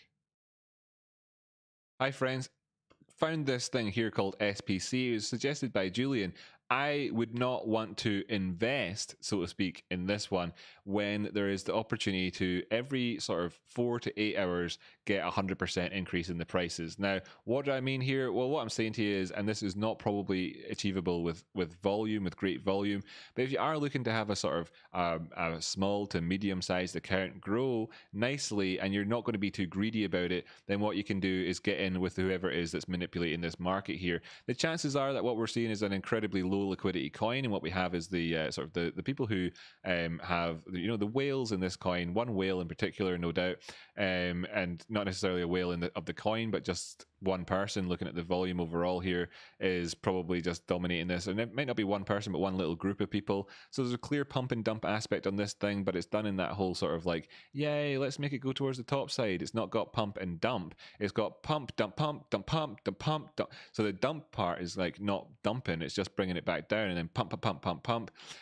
Overall, so if I was doing this, then I would, if I bought it at any given time with this coin, immediately upon buying it, I would put in a sell order at here, I would put in a sell order here, on this one, and that's how I would roll with this one. So if you're trading SPC, it's called Spacechain. It's and this, you've got two ways of looking at it. Of course, we're in an upward trend, and the overall base price of this thing is going towards the top side, etc., etc.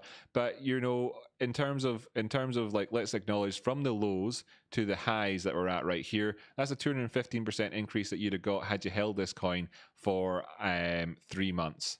Okay, if you tell this coin, or 2 months or whatever. Whereas on any given day, you could maybe be looking at perhaps getting a same rise up in price, perhaps, in the space of less than 4 hours. If I just want to see how this looks here in terms of smaller term time frames, then you're seeing that indeed on all of these it's wicks. So we're not seeing like liquidity coming in here for this one at all. I would just like to say to people that this is when people talk about manipulated markets, this is as obvious as it gets right here. This is one person up, down, one person up, down, and by all means, Julian, go ahead and be that second person and kind of end this guy's thing. As you can see, by the way, with the diminishing of this, like, you're seeing it, it's like, so you're seeing that, like, let me just go to the 24-hour time frame again for us here. You're seeing this is the shocking, started off nobody knows what it's worth, etc., and all that. Then maybe in here somebody kind of figured out the gambit, but actually what you can see is that somebody figured out the gambit in here at this point, and that's when we had our biggest candle. And then some other people kind of noticed it, but then of course they came along too, and then it went down the way and they just had to eat shit for a while, and then it went up, and obviously one or two people noticed it, but you can see the diminishing nature of these extremes overall here so far. So obviously it's not just you that's looking at this one, Julian. There's other people who are thinking to themselves, well, I could do the same thing as that guy's doing, and that'll end it out. That's the difference when market participants come into markets and actually create liquidity, and the reason why liquidity is a good thing. So when people talk about things like in the real world, like why we want to have T+2 or whatever, and we have this liquidity, the reason they're talking about liquidity is because it prevents things like this happening. Now, if you want to do it, you can do it too, and that'd be that. I won't myself personally, but it's a $29 million market cap and under 1,000 holders. There you go. That's crazy. So SPC is a hold, says Tradespotting. There we go. That's interesting that you're saying SPC is a hold. I mean, yes, it's a hold. It's gone up 250% in the last month, but it's a hold in the sense that you're kind of crazy to hold it. I'm you just gonna all decide yourselves what you think about that one. I don't need to discuss it anymore. Okay, so we said we're going to talk about Doge. Doge. Woof woof. Who let the Doge out? Woof woof woof woof. Who let the Doge out? Woof woof woof woof. Right, so we spoke about it. It happened. Good stuff came down here. This is going to be your best buy area in terms of liquidity, in terms of previous highs, in terms of market structure, and all the rest of it. And that's why we're seeing this inflection right here and here at the 18 period moving average, and where the 21 EMA would be as well. Currently though, however, I am still keeping my eyes out for a move back down as far as 36. That could absolutely happen, but we're at here at 50%. If you wanted to trade off the back of Dow theory, and then you've absolutely can do that, and the risk reward is kind of laying it out for you by saying that, you know, maybe you could scale into position down to 36 to try and get something here, but overall this is in a bearish movement so far. This is bearish, it's bearish, but what we want to see happening is of course the end of this bearishness over here. Shout out to Eric Crown, by the way, Eric Crown, who is indeed negative on this one, who's expecting lower lows. So if you're a fan of Eric Crown's Crypto Cave, he is negative and saying it's going down, and who am I to disagree?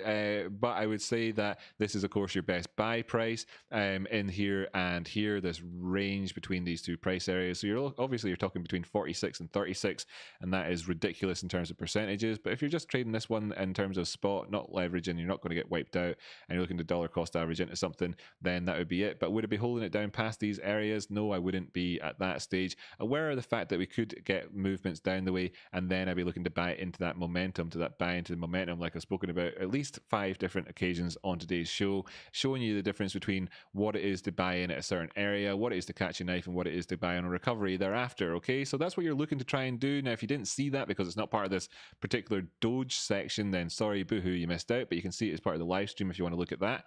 Check it out on the channel. I talk about it a whole bunch in there, of course. Perhaps in the dot Polkadot, if you're looking for particular sections when talking about Polkadot. Stop what you're doing and go to GME. Excellent, no problem. There we go. There's your Doge technical analysis. So it was good enough anyway. Where are we looking up there? Well, you know, 50, 60, whatever. Doge, no, GME, excellent. 15-minute candles, excellent. Auto chart, excellent. Nice movement up the way, excellent. What have we got here? What time is it? How long left in the day? 2.5 hours left on the day's trading, excellent. And we've gone past the stochastics, excellent. Come up towards the neutral line on this one, or the bullish control zone, excellent, excellent stuff. Nice movement up the way so far. What price point is this bringing us up to? $148. We moved up from 145, that's $3 there overall, and we actually even slapped a wee gap on the charts just here as well in terms of the 50-minute time frame. 30-minute time frame showing you that there's still that gap as well. The 1 hour time frame is going to show you that there is still that gap as well. It's like everybody went out for lunch and came back and decided to buy it or whatever, lovely, but then it kind of goes away on the 4 or 2 hour time frame and above. Therefore, not like, you know, super anticipating that gap being filled in the 50-minute time frame, but of course, you know, that could happen. That's what volatility gives to you. Overall, this is nice to see. High, low, high so far, high. So I suppose it's early days yet to talk about divergence. That's good that we dropped all the way down here. I would expect to see this, I am expecting to see this go up the way. I want to see us try up higher. I want to see us getting up to 153. That's quite good. It gets us back into that green line area, but that's arbitrary. I don't really care about that so much. Really overall in terms of this one. What about that red line that got going down there? Seems that it's this red line is useless, by the way. Just gonna get rid of that. This red line here is useless. Get rid of that. So Tradespotting, what are you talking about here? Yeah, cool, nice one. Is there anything you want me to take a look at in particular? Loving what I'm seeing here so far in terms of us having recovered the 50 simple moving average. If we do move up towards the 155 area, that's going to come us in to challenge our 200 simple moving average. You know, you could see inflection at that point again there. Obviously, in terms of the 15-minute time frame, this is overall kind of a downward movement overall. But this was our low, and we've not taken it out. This was another low, and we've not taken it out, and this is another low, and we've not taken that out. Ah, thank you. Fad says thanks for being you. That's so awesome. So yeah, so that's it. It's open interest stochastic money flow index. Oh aye, that thing.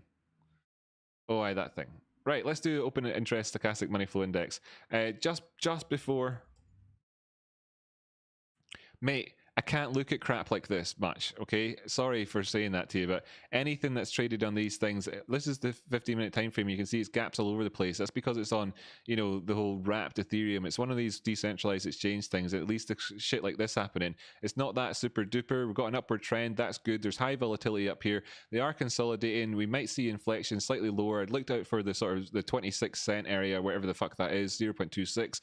We are trending towards the top side at this point just now, but it looks like it's kind of weakening overall. I need to see things tighten up. I want to see more liquidity and interest come in here, and that's to boost up towards the top side. It's not looking amazing at the minute. It is what it is. It's a risky stock. It's got low liquidity in there, and there's gaps all over the place on it, and I'm not particularly interested in it. I'm sorry, mate. If it was there you go. I'm sorry, man. It's just that you're the only one that wants to look at it, and I've got other people here that are wanting to look at other things, and like that's that, and that's where it is. So I'm sorry, I'm not ignoring you when you're saying it in there, but it's just it's one of those things. It is what it is. Now I want to add an indicator to this one, and it's called it was by a guy called Naldo, right? And he put in this thing, and it's called the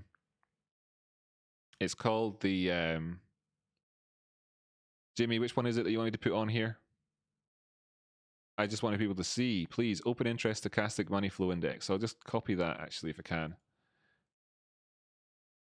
Paste it in there. There we have it. That's it. Thank you. Thank you. Thank you. Thank you. We have this indicator. Where is she? The indicator. Where is it? This one's RSI. It's stochastics. That's this. Oh, I can't. Oh, it's down here, but it's impossible to see. Cool. Let's change the colors on it. Style. Does it work on your chart, Jimmy?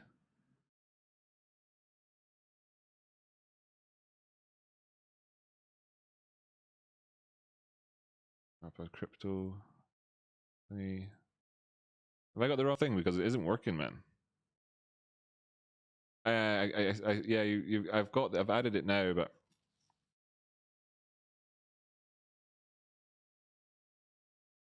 yeah, it's a Bitcoin indicator, man.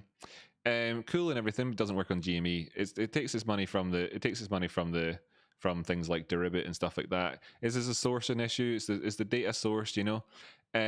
So that's it. It's set up for futures though. That's right. So yeah, so it's turned the futures to others. So this is great and everything for Bitcoin. As you can see here, negative move, negative here on Bitcoin. I'm not enthusiastic about Bitcoin. It's very obvious to everybody in here that I'm waiting to see this move up the way, or else it's looking down. It's like what I said, it's quite clear, and you can see that from that open interest thing as well. It's quite a big one.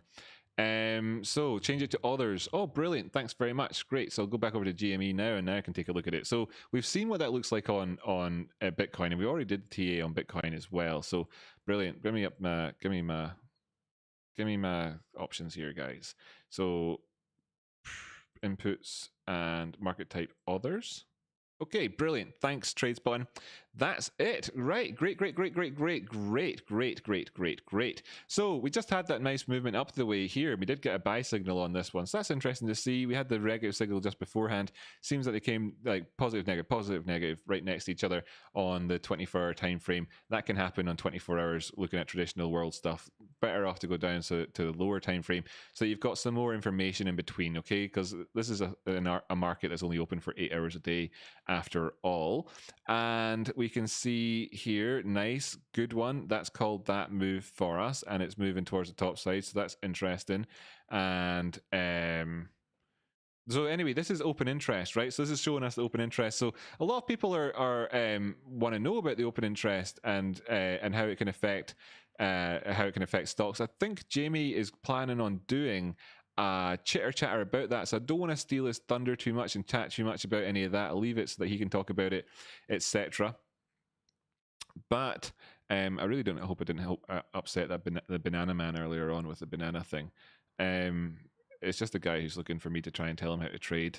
Nobody else is interested, and I appreciate that. Of course, you need somebody to tell you how to trade, but I've got 50 viewers here. Go to somebody's stream who's got 1,000 viewers and ask them to do it instead, because I want to appeal to more than just, I don't want, it's not the, I want to have mass appeal, okay, and that and whatever else, and be useful for as many people as possible, instead of doing myself a disservice constantly.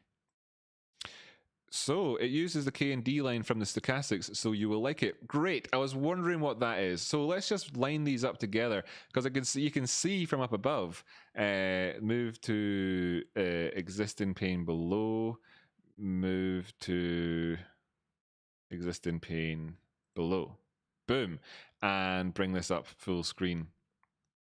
And you can see here's stochastics. They're ever so slightly different numbers that are being used. Let's just see if we can get them to line up the way, in fact, and look at it. Oops. Where's our settings here? Stochastics, MFI period 14. I was using the MFI as well, the money flow index. Where's our... It doesn't let me change my stochastics inputs. Interesting. So that's... But anyway, you can see that that's what those two lines are. That's cool. That's cool. That's cool. That's cool. So, right. Yeah,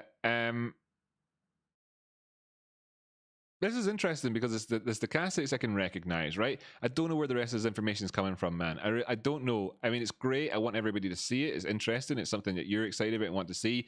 But honestly, I can't intuit from looking at this what it is that you want me to tell people about it. All I can say is that it went green there and the prices went up. Lovely. I can say that it went green here and the prices went down. Not so lovely. So what are we looking at here in terms of it? I can't tell you. I'm going to have to let you explain that to people. I'm actually taking it off the chart now. Great stuff.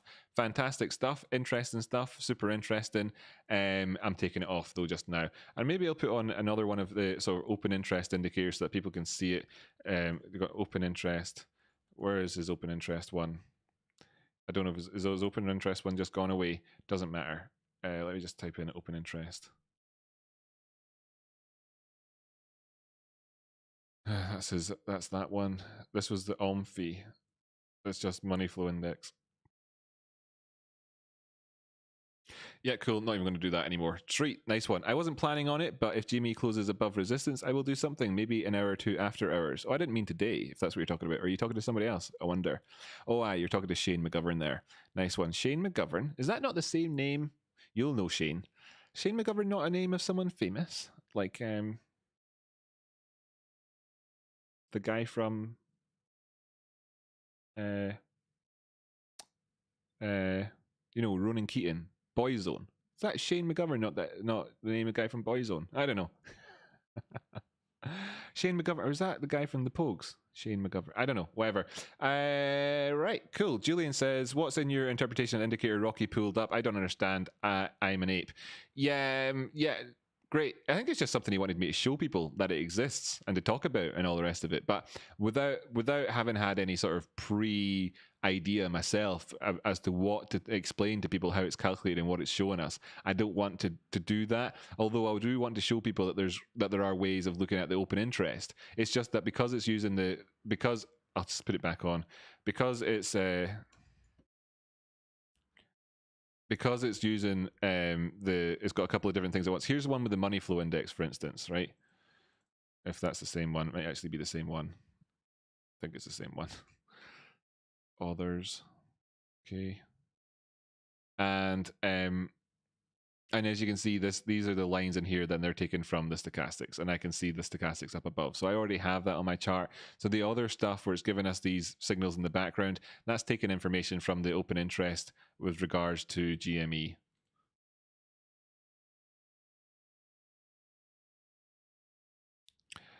And we can see here, is the NASDAQ going to give me the information about the open interest, or am I wanting to go to the other place?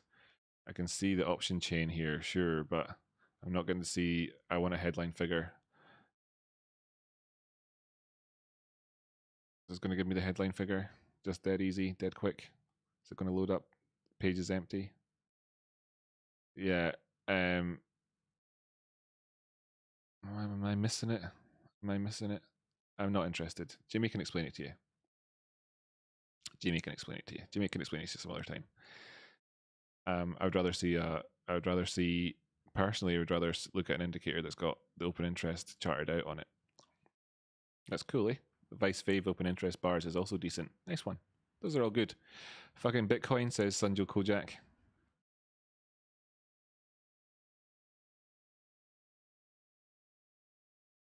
What's it done like? 55. Yeah, sorry guys. It's Bitcoin for you. This line here is important. I did a video the other day called Bitcoin for Dummies, and until such times as we've broken up above that area, this is where we are right now.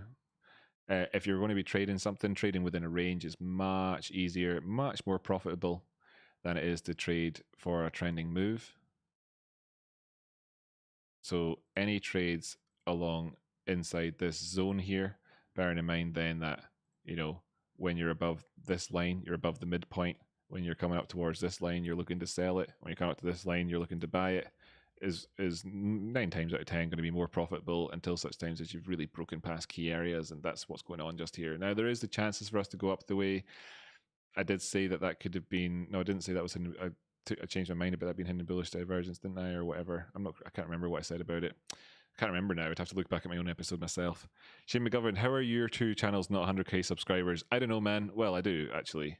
I do. Got a few ideas anyway. Not feeling well today, so I'm going to call it a day. Thanks, Rocky. Later, Kevin, man, take care of yourself. I hope you get something. I hope there's a good Texan recipe for you to feel better. I'm sure there will be one you can take. I don't know what it would be, but I'm going to assume it's going to be driving fast cars, firing guns, and drinking whiskey or something like that. Or either you love us or you hate us. Yeah, I hope you get well soon before your birthday. Happy birthday in advance, Kevin, by the way. What do people want me to take a look at, and what do people want me to talk about at the minute? I could do it myself, but I want it to be more interactive. So get your chitter chatter in there. Life is a roller coaster, says Jokadimus. And I absolutely agree with that. The algorithm is not kind to us guys, says Luke. And that's true, especially myself.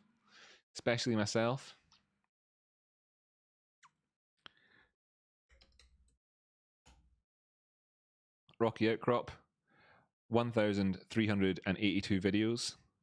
That's right, 1,382 videos. There's other things that people want to see from time to time. I could do the whole sort of showing people behind the scenes on YouTube, but as I say, Rocky Outcrop, 1,382 videos. Here's a guy that Jimmy's going to be maybe doing a collaboration with soon. 20,000.6 subscribers, 31 videos.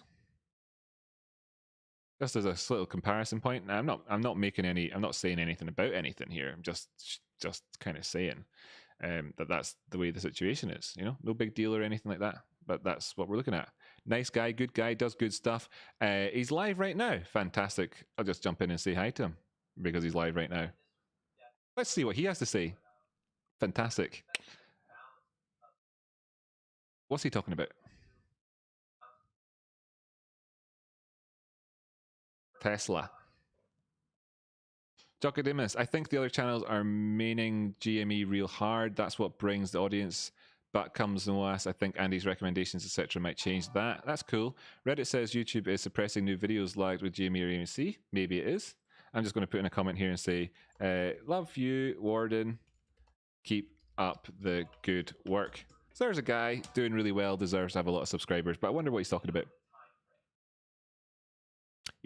Somebody's asking him to take a look at something, but he needs to know the time frame. Let's do it. Let's double up. Let's do a double up on the TA. He'll get asked to do the TA, and I'll just do the TA that he get asked to do. How about we do that for a laugh? A bit of a sort of reaction style thing, but it's not reaction. I feel like watching him not say anything though, and me not speaking, is like doubling down on the silence. So nobody tuned in to watch me watch him not speak. So don't worry, guys. I'll keep you entertained as we go along. I can see on his screen that he's got AMC, GME, the S&P 500, and Tesla open. Those are the 4 charts on his screen right there. And he's been talking about Tesla most recently. Carlos Gomez says, turned 8 hours a day on your channel holding AMC dollars. Do you know about Telor? My friends keeps telling me to buy it since there's 1.6 million only available. That's what he said. Read it, Warden. I don't know. I don't know if Warden knows about Telor or not. He'll tell us in a bit. What's RAV4? Says Citadel Assistant. Well, RAV4 was a car that Toyota released in the 1990s, right? Wasn't it? Is that what it was? I think that's what it was. Sorry, guys. I am reading my own chat, by the way, as well here, everybody. I am reading it. That's Matt Korhs. That's Matt Korhs that's on there. Oh, that's Matt Korhs. Wait a minute. Looking at the wrong guy. Oh, sorry. Not Warden. Oh, did I even say love you, Warden? I did, didn't I? So, man, I wasn't... There you go. The dangers of live streaming, right? You're right. Thanks. That is Matt Korhs. And I said, love you, Warden Elite. Keep up the good work. Well, yeah, the intentions were good, right? The intentions were good.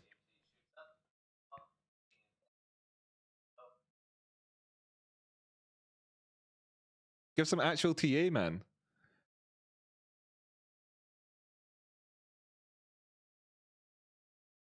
he's looking at Tesla right now. Let's look at Tesla right now, right? Anyway, TSLA. Let's bring up Tesla. Whoop. Arrow. He's looking at it. I guess he's looking at the tiny time frames, right? Because he's like, "Oh, it's moving against me." But what are you talking about? So I mean, what? Like, sorry, just a quick explanation for people, just as a broad point of view. Just you open up a fresh chart. You've not got anything on it here at all. Here's a fresh chart. Looking at it right now, you're going to draw in a couple of horizontal lines, probably. You know, so you've got one in here. So you'd be expecting to see a bounce around about here, or else you're looking for momentum to carry us through, okay? If it was the inverted chart, you'd be expecting to see a bounce here, or else you're looking for momentum to carry us through, all right? So I'm not too sure what he means about it going against them. Presumably, he's long on it.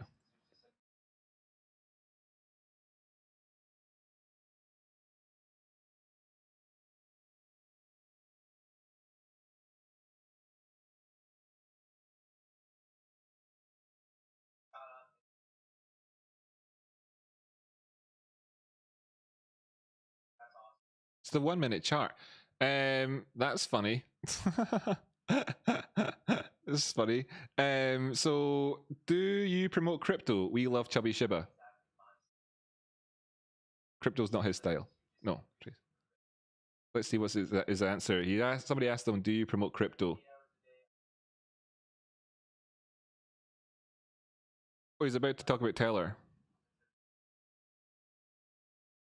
No, he's not heard of it. So the guy that asked him, the guy that put in the super chat earlier on up here and asked this question, he didn't know the answer. This question here, do you promote crypto? Matt Korhs says no. So there we go. He talks about the cryptos he thinks are good. There you have it. Anyway, this is a guy who's trading, and he's trading it. He talk about trading like on the really small term time frame. So he's obviously on the really small term time frames. What you do when you're trading, by the way, you look at the bigger term time frames and the smaller term time frames to get context of the overall position, of the overall market structure, etc. There's one line on Tesla. Jump down to the 1 minute time frame, hit the auto button so we can actually see what we're looking at now.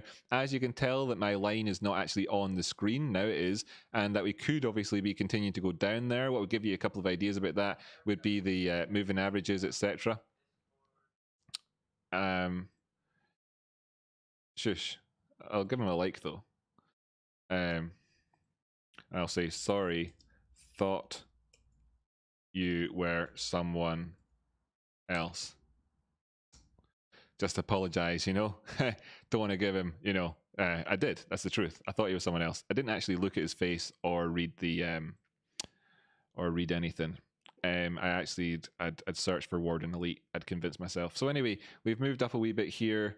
This is the thing that he was talking about going against them. We're above the 200. Are we going to get cross on this? Have we got any sort of momentum on the way up here that's given us? Yeah, we've got a bearish divergent at the top here.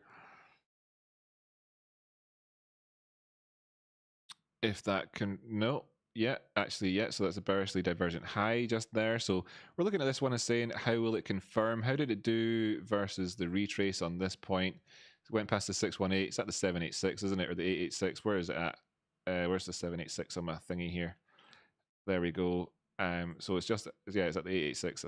Like, yeah, so it's pushed on past all of that. Could we get a confirm? Could we actually go up the way here? Well, the momentum's lagged off. Take this area out, and then we're coming back down to 601. Would I short this off the back of that? Yeah, fuck yeah, why not? Manage position. This is really, really small term time frame stuff. So happy to manage position like that. And like that, let's leave it like that for a wee while and come back and check in it in a wee while. And I've done fuck all analysis on this thing. That was really, really fast, but there we have it. I'm a fan of Warden. He always puts the effort in with his TA. Cool, this one. Ooh, yes, Rocky has a great entry on RR. Leghorn says, sorry, story with Warden is he got views from GME Reddit server. Then came the drama and he got cult-like following from that. Oh, that's cool. There was drama. I didn't know there was any drama. Man, I don't know about anything, you know? I don't know about anything. Let me just say, shall we say do Bitcoin? There we go. That's a joke. No, lol, joke. It's slow chat.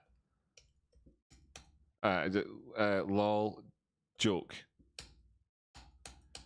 I can't you know, there we go. Right. Nice one. I was just kidding, by the way. Just kidding. Any TA on COTI? Cool. We'll come back. We'll check in with. We'll check in with this trade so far. Oh, look at that. We're already in profit. Nice one. I would just move my stop loss down at this point to being in profit. There you go. That's the difference between. That's, you know, there's professional trading for you. Anyway, cool. Nice one. We don't need to be here anymore. I've just made profit on that Tesla trade based on the TA in 2 seconds. Nice. That's how we go here. Somebody said any TA on COTI USDT. Yeah, sure we do. But I'm not going to do bullshit 1 minute TA because I'm not here to I'm not here for the YouTube views alone. I'm here to provide quality, actionable content. And this is it right here. We've made it back into this range. We really did need to see the profits, the support coming in at this area. This is the 618 golden pocket retrace zone. Nice to see that we did actually get that support in here. Of course, as you can see, when we burst past this area in the first place, it was a big rise up. This was a significant area for market structure, and we've found a range ever since. A couple of key things to be aware of on this one, of course, is that there is this downward sloping trend kind of happening just here, and that we're in the middle of this range at the moment. So we could be looking up the way, but if you're looking at that, if you're only looking at the downward sloping triangle here and say this was your chart, but you had a triangle around this area, then be aware that, of course, fake out territory on COTI extends up as far as 46 cents. My target on COTI at the minute actually still remains between 70 cents and 82 cents. Yes, that's really big. It's a big 20% girthy zone up here for profit taking if you're just doing a short-term trade on this one. Not a short-term trade, but what I mean is an actual trade. You know, I'm talking to traders as opposed to buy and hold forever, never sell type mentality, and that's where I'd be looking for on that one. Have we got enough just now to be looking positive? No, we don't. We can see that we're actually below the stochastics with the neutral line with this pointing down the 24-hour time frame. You can see that we're just here at the RSI and the neutral line with this clearly kind of consolidating aspect of the tightening of it happening there. And as you can see here in the MACD, that with these highs that we've got in here recently, yes, let's just clarify here with this on the MACD just real quick here. Yeah, so with this high recently, you could make an argument to say that this was a bearishly divergent high, hidden bearish divergence on that one, but that's all just kind of like beating about the bush. What would you be doing on this one, Rocky? Well, you know, you're buying support here at 32, or else you're buying support here at 24. The fact of the matter is that 24 and 32 are really quite far away in terms of percentages, and most people at the minute, you know, your best buy area on this one isn't around about that 32, but it's done well since yesterday when it actually rose up the way. 4-hour time frame, you can see that we came all the way down here, put this low and then put in a slightly lower low. Is this bullishly divergent? I wouldn't be surprised to see that it is. It's class B bullish divergent on that one. The stochastics is probably showing us a little bit as well. Nope, nope, it's not. That's convergent. And the MACD, well, the MACD with always coming through for you with a divergence when you want to see it. Thank you, MACD. You help a guy out when you want to help a guy out. Cheers for that, MACD. And of course, then we saw that bullish divergence there at that point. And this is just it, man. We're in the range. I've got a golden cross. It happened over here. We tested it. We moved down the way. You know, golden cross, big whoop, right? Am I right? Because golden crosses, they never work out immediately. Most people don't seem to realize this, even though it's so fundamentally, you know, simple. And I've explained it 100 times, but we've seen this moving down the way here and come up and retesting the moving averages and then finding support not once but twice at this area. It was a wick that went lower. The bodies actually closed around a bit more or less the same place, just ever marginally lower, and then we pushed up again, and now we've got, you know, the chance to really see this having had a proper test and the golden cross in the 4-hour time frame, and then looking up towards 46 from where we are now. That, of course, is a huge percentage move up. Isn't that much of a surprise? I mean, if you're to be buying it, it's a 30% increase in price, for crying out loud. So if you're looking at a 30% increase in price, by the way, guys, 30% increase in price, so, you know, big stuff, right? So if you're looking between these two areas and saying, how are you managing your risk? And then you can see here, well, you know, 618 comes back down at these local lows. We could go down as far as them. We could come in here and get another buy. That could happen, but I want to see us get a turnaround at that point. I only showed you the 618 there just to kind of compound on top of the TA I've already done, etc. Not really to give you any particular insights on that one, just essentially to show you that this is obviously the area to be looking to based off of all of the recent price action, including this wick and this most recent high, just all of it, you know. But if you're to be buying it right here, right now, and that was the idea for you, then you'd be long position, and you'd have to acknowledge that there's that 618 there and be hoping to try and, like, you know, kind of, you know, get away with it, get away with one just there. Doesn't mean that you've got a bad trade. Remember, 33% movement towards the top side still gives you a 2.29 to 1. You can get a 2.5 to 1 in here if you're looking looking for this and you're managing your risk like that. But you know, just be aware of it if that's how you're doing things. Therefore, in order to get a decent risk to reward on this one, in the meantime, in the here and now, this is again, like I say, this is the 4-hour time frame, so there's enough scope here for people to trade this various different ways. You can easily get a 5 to 1 just to come back up to our previous highs if you're managing risk with saying that I don't want to take out the 200 simple. Now, of course, you know, if we do take out the 200 simple, or even if we go down towards the 200 simple, there's a good chance we go on further, but this is the most realistic trade in terms of the short-term period for you right now. Absolutely is the one to be taken if this is what you're thinking of, and it'd be up to here for half your profits, then the other half with a 12 to 1 there. You can't sniff at a 12 to 1 trade, so that would be how you'd be managing that one. The way that this looks when you go down the time frames, there you have it, 5-minute time frame. We've just got the death cross coming in here. Can we avoid that happening? Are we going to actually push on down the way? Well, you know, I've been talking about it, but if you're desperate, you can get in and base it off of this trade. But if you're not desperate, then maybe you want to wait out. But this would be the trade that you're looking at for those who people want to get in right here, right now. This does look like it could come back down to try that area again and then come in, but ever so slightly then higher than our previous high and trade in that range. Come up towards the middle point of that range. I wonder where the middle point of it is as well as it happens. Let me just use the parallel channel tool to show people. This is whatever. This is, by the way, this is the detail that the guy that came along said, as a trader, I respect you. It's just that you put in too much, you know, it's too complicated for most people to understand. I don't really understand how people can't understand this, because as far as I'm concerned, this is the best education on technical analysis you'll ever see anywhere on the internet. I genuinely can't understand it. I can't understand how people can't understand this. Please meet me halfway and tell me how you don't understand this, and try my gosh damn hardest to give you the most explicit, laid out, really simple technical analysis. And I know I can make it even simpler than this, but really, I don't want to disrespect you by kind of, you know, by doing it any simpler. Anyway, there you have it on the 5-minute time frame, having built up that picture starting off on the 24-hour time frame. So there's some TA for COTI for you if you like. Anyway, I'm desperate to get back over to the stream I'm watching. Sorry guys, because of course Matt Korhs talking here.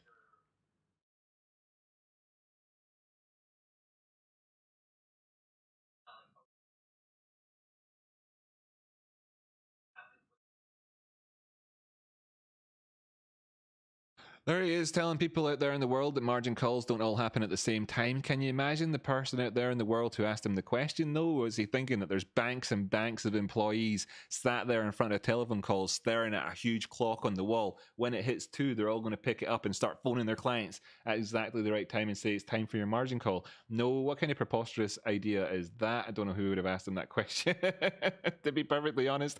If that was the answer that he was given, yeah, maybe it was Matt Korhs himself misinterpreted the question, or maybe I misinterpreted his answer and it's all on me. I don't know. But anyway, margin calls, obviously you get your margin call whenever your margin is being diminished, it's depleted. You need to have a maintenance margin to be able to maintain margins. So when do margin calls happen? Well, they happen whenever your margin has been depleted, or, you know, has been, of course, you know, is no longer a good enough ratio. Hi Matt, how do I set a stop loss limit with AMC on Robinhood? Says somebody in there. Well, there's a question which I'm hopefully he'll be able to answer for them quite easily. It's dead simple. You just go set a stop loss, buddy. Don't worry about it. It's dead easy. It's the options in there.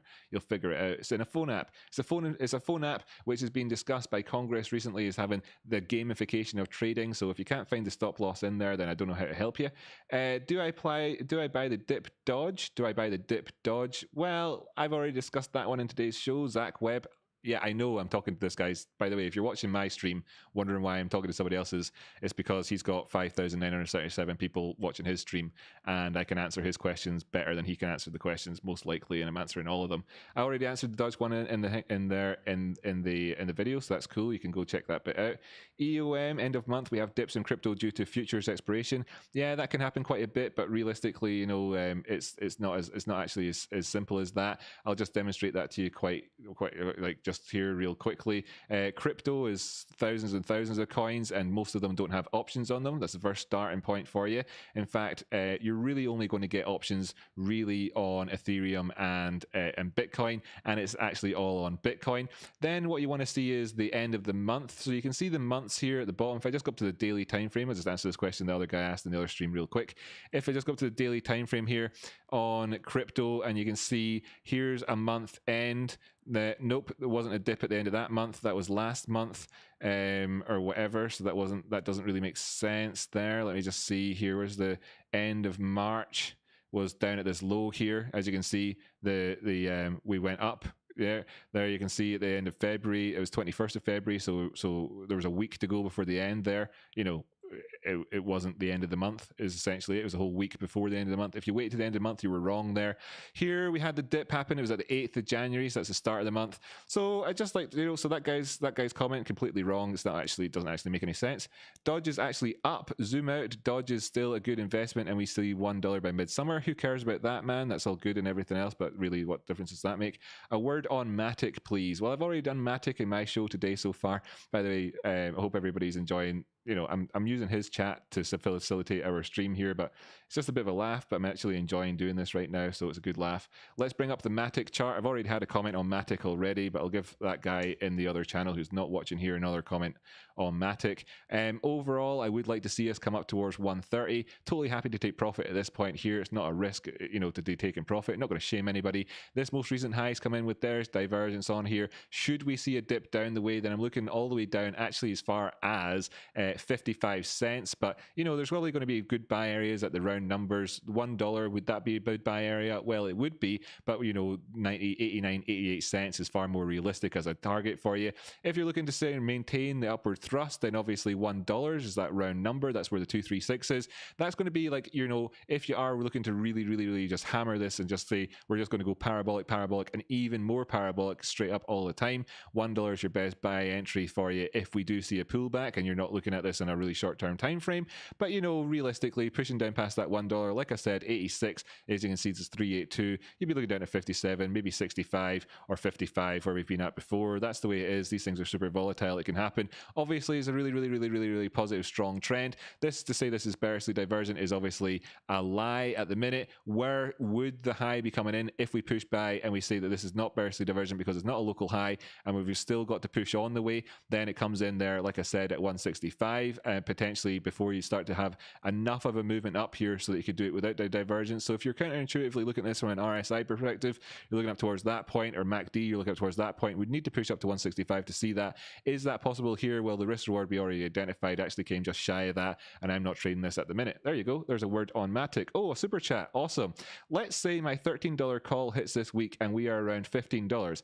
If I choose to exercise, how much more capital will I have to put up to do so? Well, $13 call and it's $15, so you're $2 in profit, so $12. There you go. Sorry, $11. There's your maths. Not tough. Excellent stuff. Glad to have helped that guy out. Don't worry, Doge fam, I'll be back shortly. Hold it down for me, please, says David Pelagano. Don't worry, David, we're all working on the Doge for you. Yeah, right. Totally. No, we're not. Back in my own chat, you have a niche answering questions from the other live stream. Lol. Yeah, it's funny, isn't it? No matter who I ask, it seems like OG is an invisible ticker. None of the dozens of streamers I've asked since IPO'd has missed my comments. Right, OG.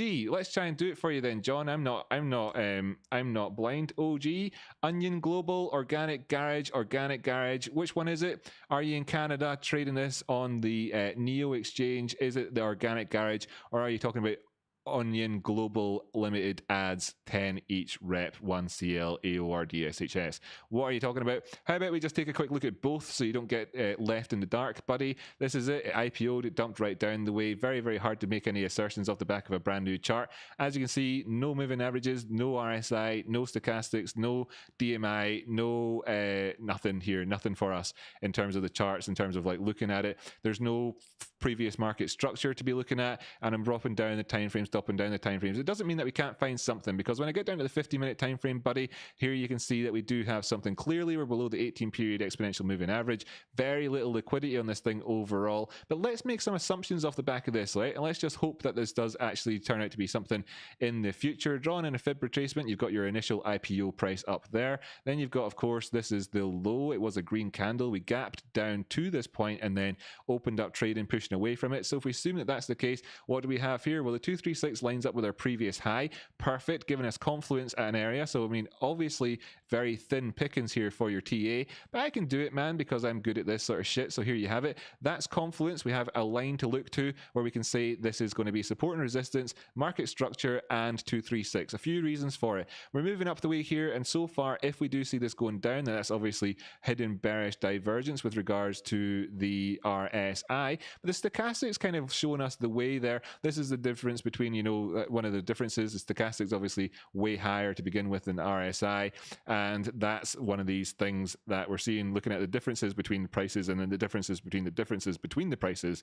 is the biggest explanation of those two. Anyway, so, am I bullish on this? Well, no, I'm not. But I am prepared to become bullish on this. And I'm prepared to become bullish on this if we move past $6.86. I would actually look up towards the gap. As you can see, the golden pocket is right in here at this gap. You've got this liquidity zone. Now, you're going to have two ways of looking at this particular area where the gap is. It's not a massive surprise when I say that you're going to be looking up towards the top side for the gap if you're looking at the 618, and the bottom side if you're looking at the 50%. Just look at the dynamic that we have here. If this trading view would ever let me get a square rectangle out so I could draw it in here. Look at the dynamic that we have between these two areas. There's that, there's that. You can see the 618 and the 50% Fibonacci lining up with both of those. That would be my target, therefore. So if I got in there long at 680, you know, being patient on this one, maybe waiting for a retest of it and a bounce up the way, then I'm looking to try and take profit at 838 up to $9.26. So there's a fairly decent move to be had there on that one. It's not as full, you know, it's not ridiculous at all,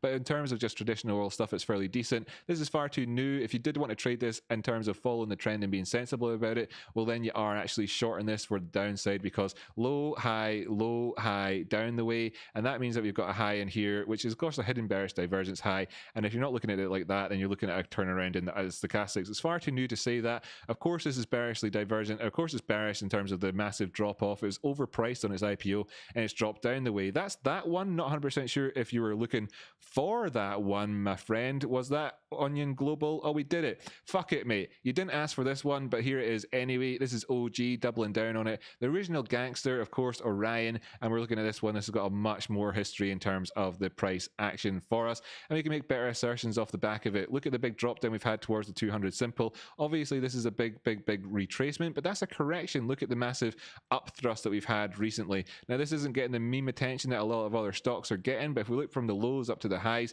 you can see that it actually went up 1,788%. It's absolutely fantastic. So far then, in terms of these lows up to these highs drawn in the Fibonacci retracement, you can see we went down and hit the golden pocket perfectly right off of that 200 simple. This is a turnaround in terms of this is a breaking away from the previous structure of the downward movement, taking it all out in every single aspect that you could possibly look to, and overall this represents a good buy. Where would you be looking to then to not be greedy on your profit takings with this one? Not buying it in there, sorry, but your profit takings on this one between these two zones. Well, if you're buying it at this point here, you've got to recognize the 236 could be an inflection. You might see it fail in the same way that we're waiting to see OG, the other one, whatever you're talking about, the onion makers guys, onion guys, going up here to the 236. We're waiting to see it break past that because the risk of trading beyond then is too great. On this one, different market dynamic, so I'm actually saying we could trade it from here, but of course we don't have a confirmed Fibonacci. But if we did get a confirmed Fibonacci, by the time it went up to there, you're already sitting in 35% profit. Lovely looking, and it could go on up towards the 618, and that's before we even get too excited. Now, I actually want this thing to start to trend towards the top side, and therefore I would say, in terms of my analysis of this one, that I would be looking at this and saying that while obviously I want to get in here at this low that we're talking about, and I will be looking at 236 and perhaps covering off any fees and everything else by taking a small percentage of my trade off the table just to make it so that I could even stop out and not lose anything at break even and everything else. That'd be totally fine, but probably, you know, with a 30% rise up there, I'd probably have my whole don't be too greedy thing kick in. Nevertheless, having said that, the area that we're looking to on this one is actually in here at $1.36. Given that this thing's priced at 41 cents right now, the overall increase in price that you'd be looking to on this one would be another 248% move towards the top side, clearly anticipating inflection at not only the previous all-time high on this one, but the 618, and I would be looking out for them. All I'm really saying is that if you're going to let your winners run, then maybe keep some on the back burner just to see if you can pick up a wee score on that one. Trading it in between times on different levels is probably going to help you. I know that that helps nobody out there, but I just want to double down and show you that I do care, and I'll show you, not only will I show you what you asked for, I'll show you what you didn't ask for. What have we got here? Right, get to the latest. Say something. Speak. Opinion on PAA. He likes it. All right, PAA. He likes it. Let's look at PAA. Opinion on PAA. One of these guys. Go with NASDAQ. Everybody means NASDAQ. Yeah, could we get the breakout here? We're moving up towards the top side. Not doing it with any real good degree of momentum. We're coming to the bullish control zone. Getting a little bit of inflection just at this point here. Golden cross off the back of that. We're going to expect to see a pullback probably down to 925 or something like that. But we could push up the way. Similar enough analysis to the overall GameStop type thing. You could be looking at a 5% discount on this, or the AMC. You could be looking at a 5% discount on this one. We have to respect the fact that this, of course, is the top end of the range. If we do pull away from that area, I'd be aware of that. Of course, as well, we did have this previous high in here, and we've not taken it out quite yet. On the way up towards that, that was bearishly divergent. We pulled back down, hit off the 200 simple, moved up towards the top side. Yeah, things look pretty decent on this one overall, but could we see a problem? I wonder how their earnings did. Let's just look at that one. Better than expected. Nice rise up since then. How did their dividends pay out for everybody? Excellent, 18 cents. So you're not getting a massive dividend on a stock that's cost $10 per share, but let's just see what it was back here. 18 cents as well, and back here as well. Is it a fixed dividend every time? 18 cents. Well, you're not seeing a value play based off of dividend changes, certainly not on this one. That's decent to see. It's always 18 cents, apart from there where it's 36 cents and there 36 cents. So this thing either doubles.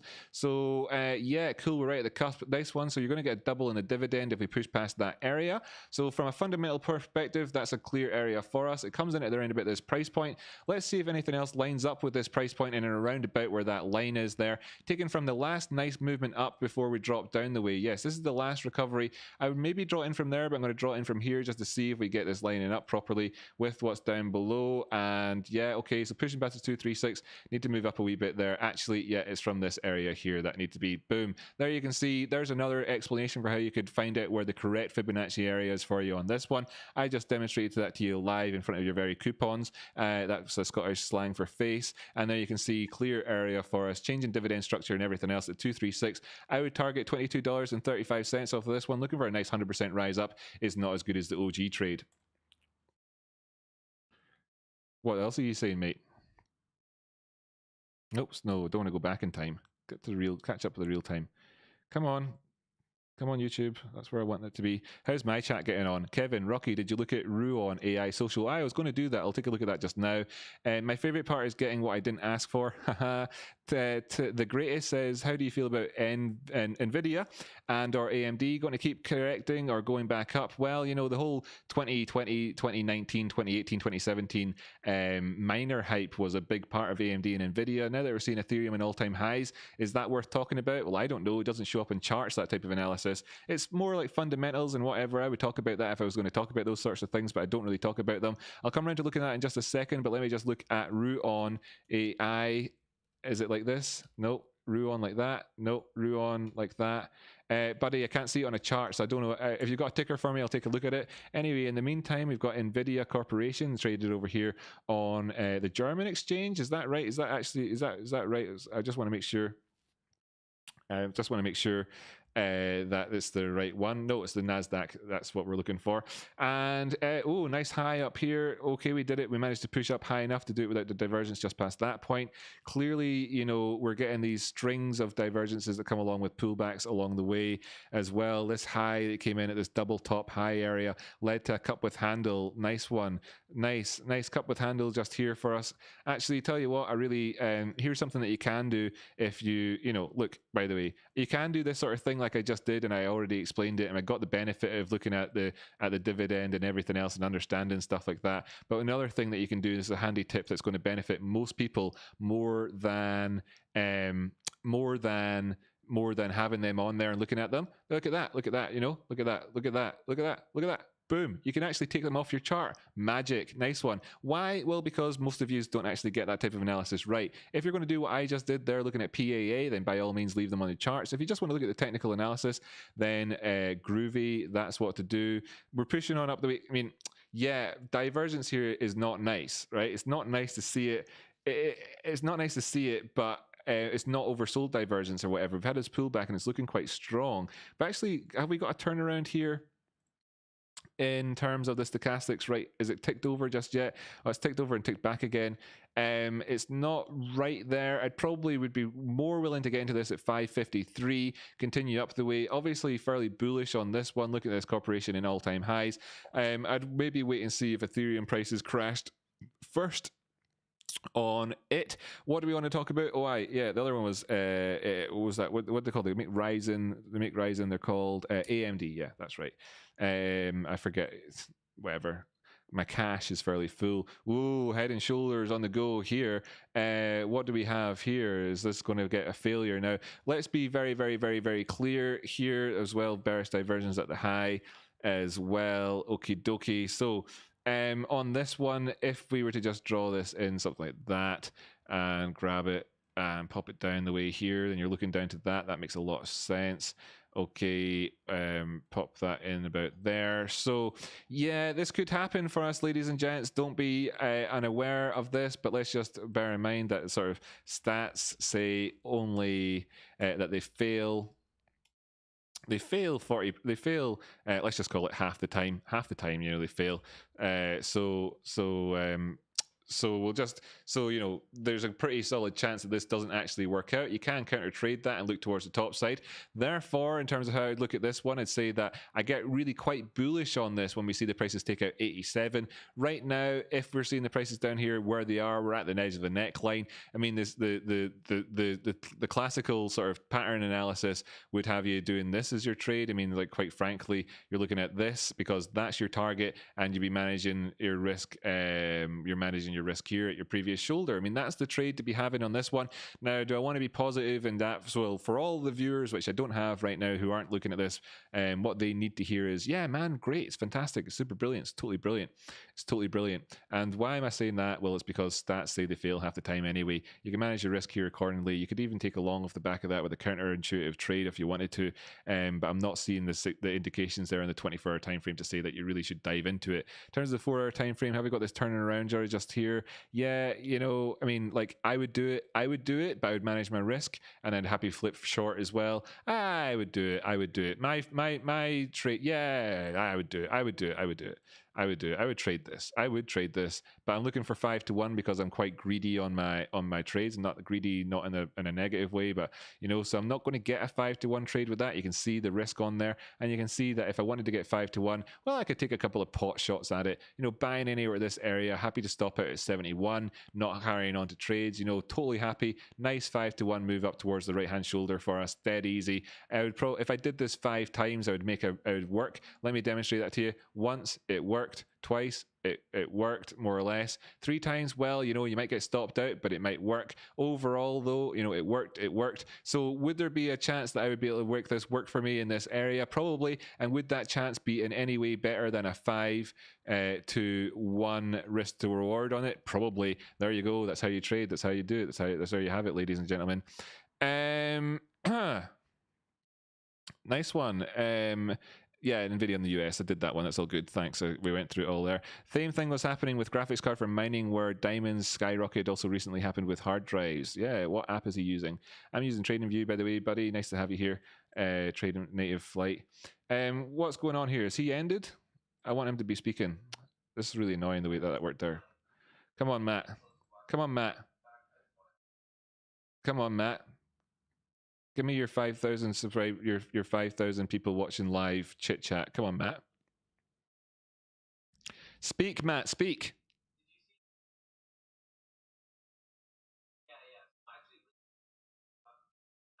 CNBC said margin calls may be coming today. Who cares? Power hour plays out. Great. Yeah, great. Nice one. He was away from his computer.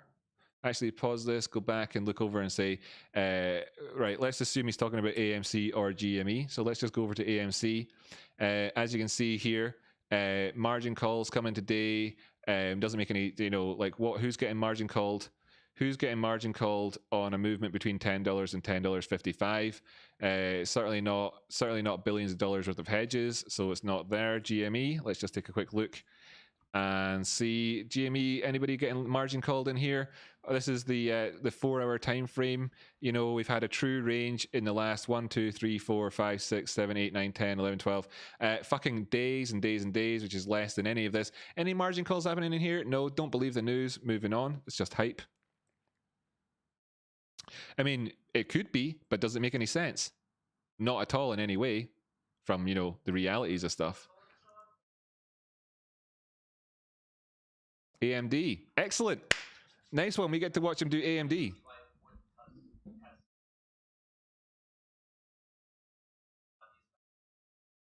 $10.50.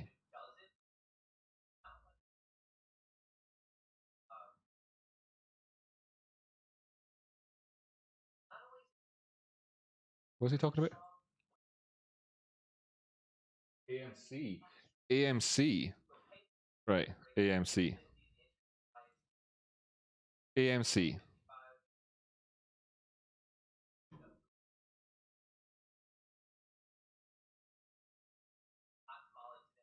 Right. So I do TA on AMC, and I come up with um all of this information and talk about the targets and everything else. And we talked about this wedge.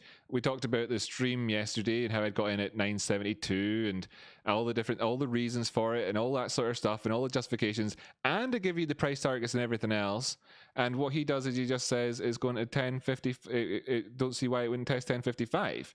And people are impressed with that. Are you guys impressed with that? Just before I continue on with the stream, are you guys impressed with that? That's not technical analysis. It's not helpful to anybody. But are you guys impressed with it? Am I doing this? Am I that out of touch? Am I that out of touch? Just let me know in the stream out there if I'm that out of touch.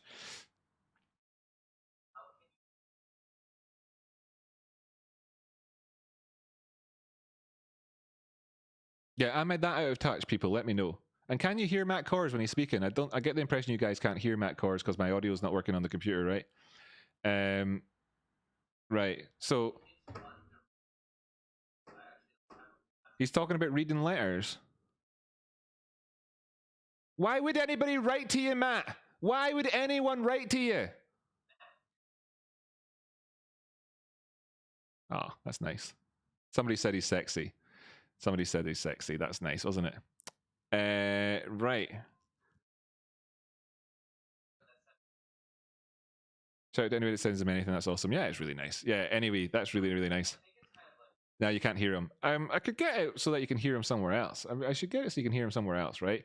We can have Matt live, a live guest on the show. Nice one. Touched by Rocky must be a good sign. Thanks, thanks, guys. Thanks, Fad. Really appreciate that. TR Castillo, can't hear him, but not impressed, anyways. Right? Yeah. I want to get it. I kind of want to get it so you can hear him, but I think it's a case of like Fad. Thank you. I want to get it so you can hear the desktop audio, and that coming through here, but I don't know why it's not working. I play that thingy there. I'm not seeing it. Because I get so excited about talking with anyone who gives me that I'm like, oh, I need to show this off. So I could share the mic with them, but that's kind of hassle. I'll not do that too much. He says you could wear that to anything. That's a good joke. It's a good joke. That's a good joke. I don't know if he's joking or not, but if he's being sarcastic there, it's funny. I like that. That's funny. I give him a like already, but I'd give him a like for that. If he's being serious, then I'd hit the dislike button, but...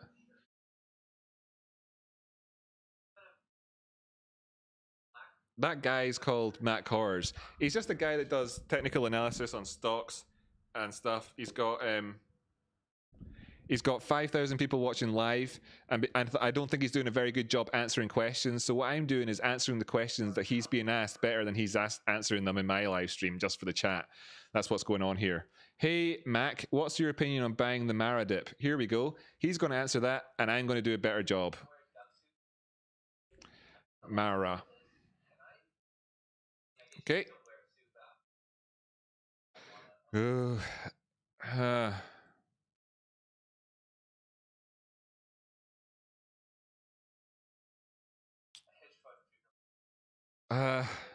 It's not great, guys. This is not great. If we see a bounce back up the way, it's not good. Not good. At some point, he'll get around to answering this question. I wonder what he says. My initial impression is not good. So anyway, how are you all doing? I've got nice fella though. Yeah, he's a nice fella. I think so. He's making a good joke there. This is a comedic break, right? Yeah, basically. kudos for the joke. Absolutely. Moon as no air either. Whee! Steven says, I recently just found you. Your TA is 1,000 times better than anyone else's I've seen. Best person for me to learn from. Yeah, it is. It is. I dedicated. Yeah, it is. I mean, it is. I work really hard at this all the time. All the time. I work at becoming better at technical analysis for at least 8 hours a day, every day, for, well, every day, literally, for the last 4 years, to be able to do this for you really hard. Like, this is no fucking about, no half measures, genuinely, really genuinely work my fucking arse off to try. So I would hope so. Rocky Outcrop, you and your bros TA top tier for sure. Best I've seen on YouTube so far. Thank you so much, Goblin. Leghorn says, just a thought, but maybe have a few coins from the popular ones that you regularly will talk about. Yeah, good thought, Leg and Dorn. Doesn't really work for me though in terms of growing the channel. I do that with Chainlink and Tezos, Ethereum and Bitcoin, but it doesn't work like that. It doesn't work like that. Whatever. 8 hours is a massive underestimate. Yeah, I know it's at least 8 hours a day. It's ridiculous. It's all I do. I mean, at the minute, I'm reading a whole load of different scientific articles about manipulation. Right. This is one of the things that behind the scenes. I wouldn't be talking about this normally. Shut up, Matt. You're being too loud. I wouldn't talk about this normally, right? But he might, if he gets annoyed about this, he could get me in trouble with YouTube for putting this in the background, by the way. So this has got to be review. This is reaction style. This is definitely, this is fair use, definite fair use. Somebody's asked him a question. I feel like MVIS is a lost cause at $22. It hurts, but I feel like I should just cut my losses and move all that into AMC. Thoughts? I'll answer his question in just a second. He gave $5. Andrew Gibbons gave $5 to Matt to answer that one. We'll answer that in a minute. But actually, what I'm working at the minute behind the scenes, and normally what I do is I just give the information over and be like, yeah, no bother.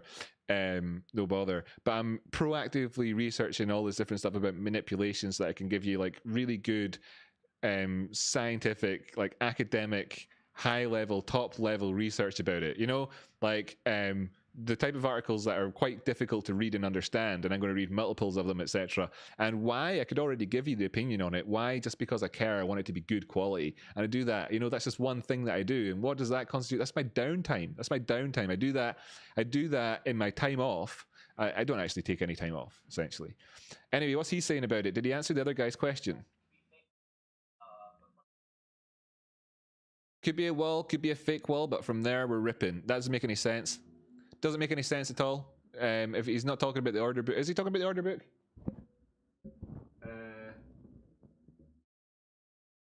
He's maybe talking about that there in the order book. Yeah, maybe he is. Right. Okay. Cool. That makes sense in that sense.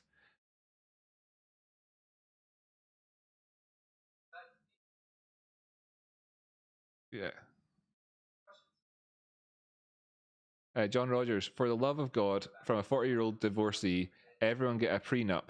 I've been paying alimony for 5 years. Only 2 more payments left.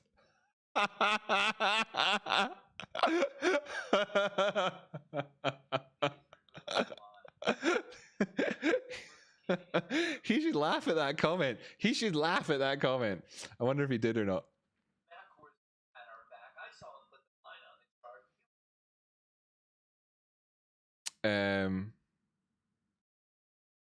Who else is doing it?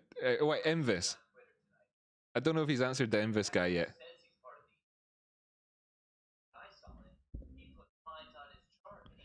Matt Korhs isn't part of the AMC ape community. He's trading on the 1 minute chart.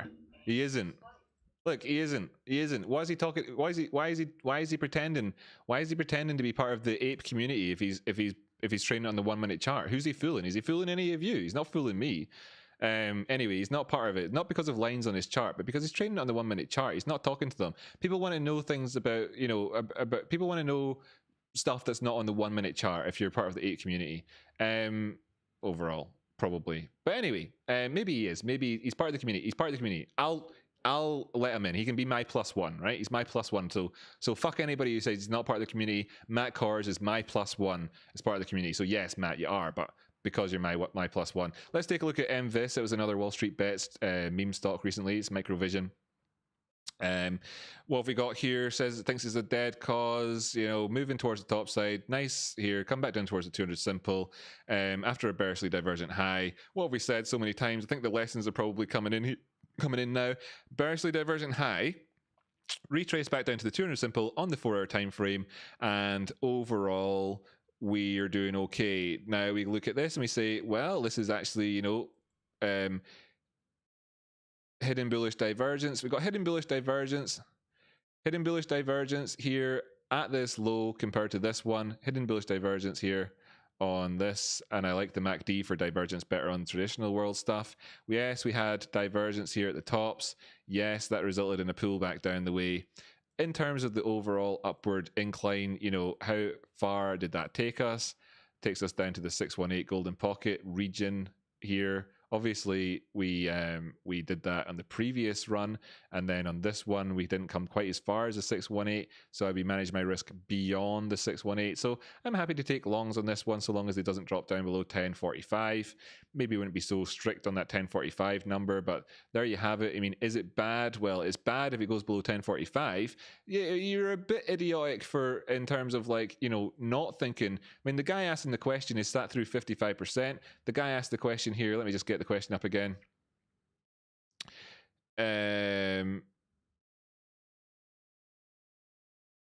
Right, clearly not used to, obviously my live streams get so little chat in them compared to that. I expected to see the message there, but it's gone now.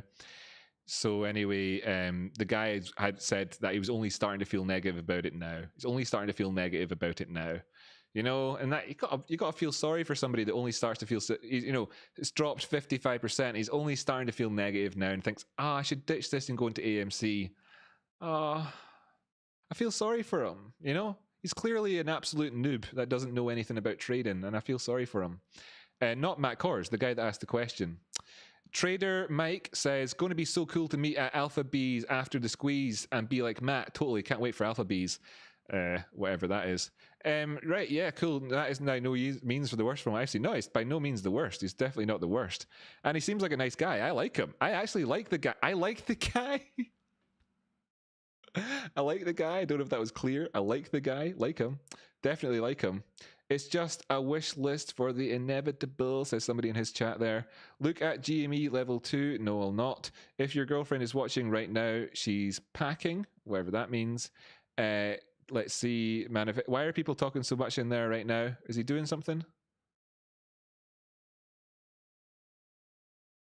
He sat in silence. Somebody just gave him money. A kit uppy, a prenup must have. Does it seem odd to anybody else that he just sits in silence and people chat lots and I sit here talking a lot? Is it, you know, the objective person here would say, well, let's do the math. You talk, nobody's interested. He doesn't talk, people very interested. My self-esteem, you know, the human nature of the, oh, maybe it's me, you know, suddenly thinks, oh, right, it's because I'm talking so much crap. That's why. No. Anybody else's stream that I should take a look at or anything like that? Because I don't know. Does anybody else? Tradespotting, do you guys day trade or generally swing? Both, mate. There's the answer for that one. By the way, both depends. What is internet computer? Is it a real thing? Yeah, it's like Uber. Uber have decided to launch a coin, and they decided what they would call it is a meme name for one. That's how Uber do things. It's their marketing strategy. Internet computer. I'm not going to talk about it in terms of like being able to analyze it. It's just brand new. It's brand new. It's based on hype, you know. It's and that there's not much to say. But it's internet computer. It's a new crypto and all that. Yes, very real. What's very real? Internet computer. Yeah, it's very real. It's very, very real. I don't know anything much about it apart from that I think it's Uber and stuff are involved in it. I think there's good one, yeah? They're all idiots in there.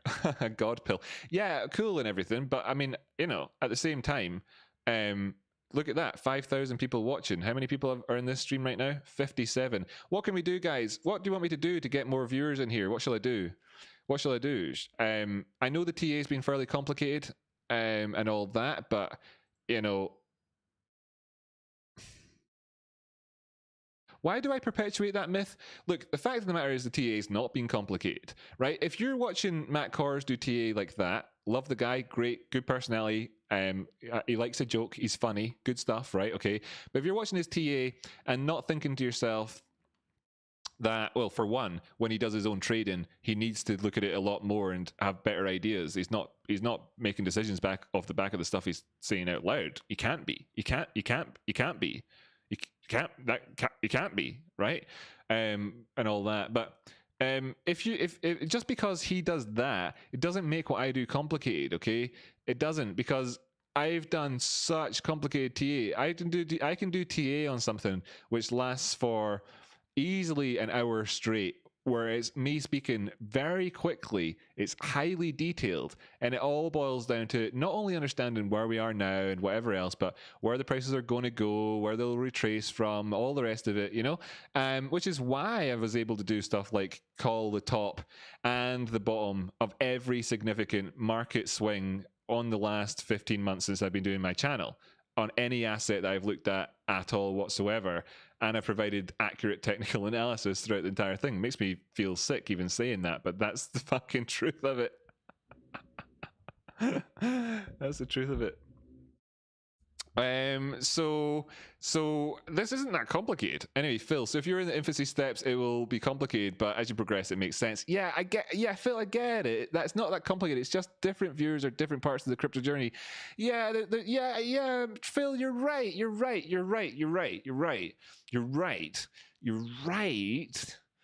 But at the same time, I do myself a disservice by saying that this is complicated. It's not. It's not complicated. And the reason it's not complicated, okay, right. It depends on what your semantic understanding of complicated is. If it's complicated because at the end of it, you look back and go, oh, I don't really understand it. That's not what happens here. What happens is people look back and they go, oh, that makes so much sense. It's no longer complicated. It's now all really, it's actually really all makes a lot of sense, and it's quite straightforward. He's really given me some straightforward ideas there. I mean, there's 3 ideas in this chart here. We had some bearish divergence. We pulled back down the way. We hit the 200 simple. That happens to be where the 618 golden pocket is. We might push on a little bit deeper, but overall, is this necessarily the worst time to get out? Is this the best time to get out? Well, you know, the best time to get out was up here at the highs, or any of these points along the way, like these inflection points at $21, etc. And the guy that asked the question is planning on selling it now, you know, having waited through 55% decline. And that's all that I'm really saying there. So it's not complicated.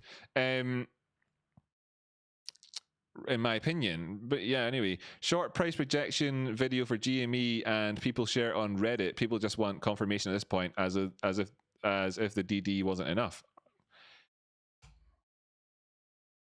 Hi friends, short price prediction video for GME coming up right here. We're looking at the possibility of moving up the way overall. It's nice to see here on the 4-hour time frame that stochastics have ticked up towards the top side, and I've actually, you know, put in a little bit of the old hidden bullish divergence. That's nice to see at this low here that we've just put in overall. That's nice, and that's very positive. We could be going up towards the top side. I would of course be looking out for a couple of key zones up above, like the 180 and the $200 bit, but do you really care about that? I've been told that this technical analysis is too complicated. Let me make it a little bit easier for you. I'll just take that away. I'll just let me just make this a wee bit easier for you. I'll take that. Do I want this on there? This is too complicated as well. This is too complicated as well. I'll leave that one on because I can't really, you know. There we go. So there's that. Then I'll move this down a bit like this here.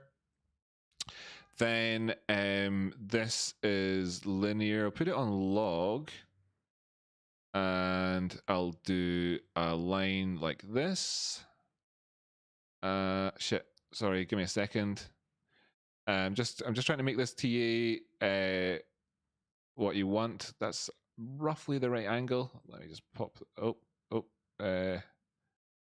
There we have it. Hi friends, there we go. So the TA for GME is that roughly by August we'll be coming in around about this price point here, which means that the base then will be about $600. But you know, we're going to have to be patient on this and look towards later times of the year. So actually, me personally, I'm looking to this date. That's my birthday, and the price point at this stage is going to be $5,000, $6,000, $5,000. There we have it.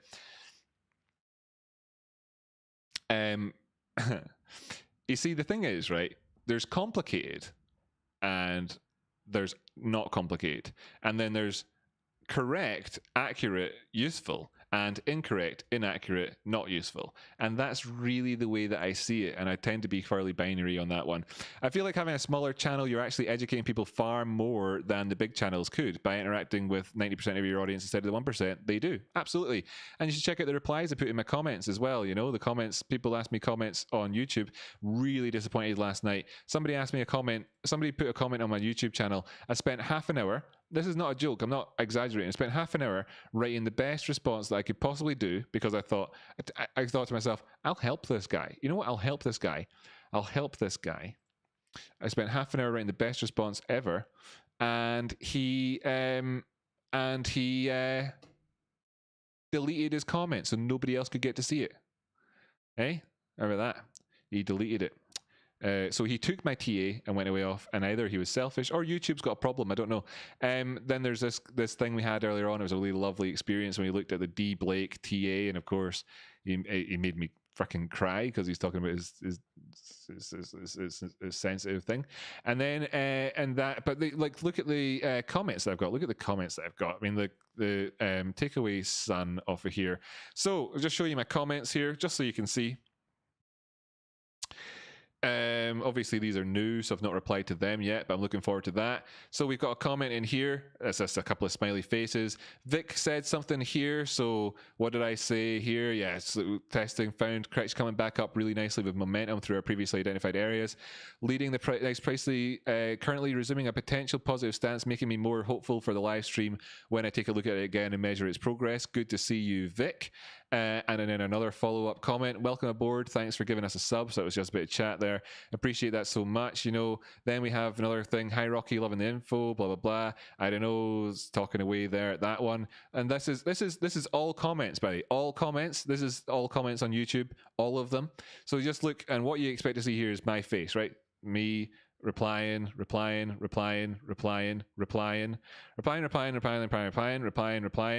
waiting to see the first comment I didn't reply to.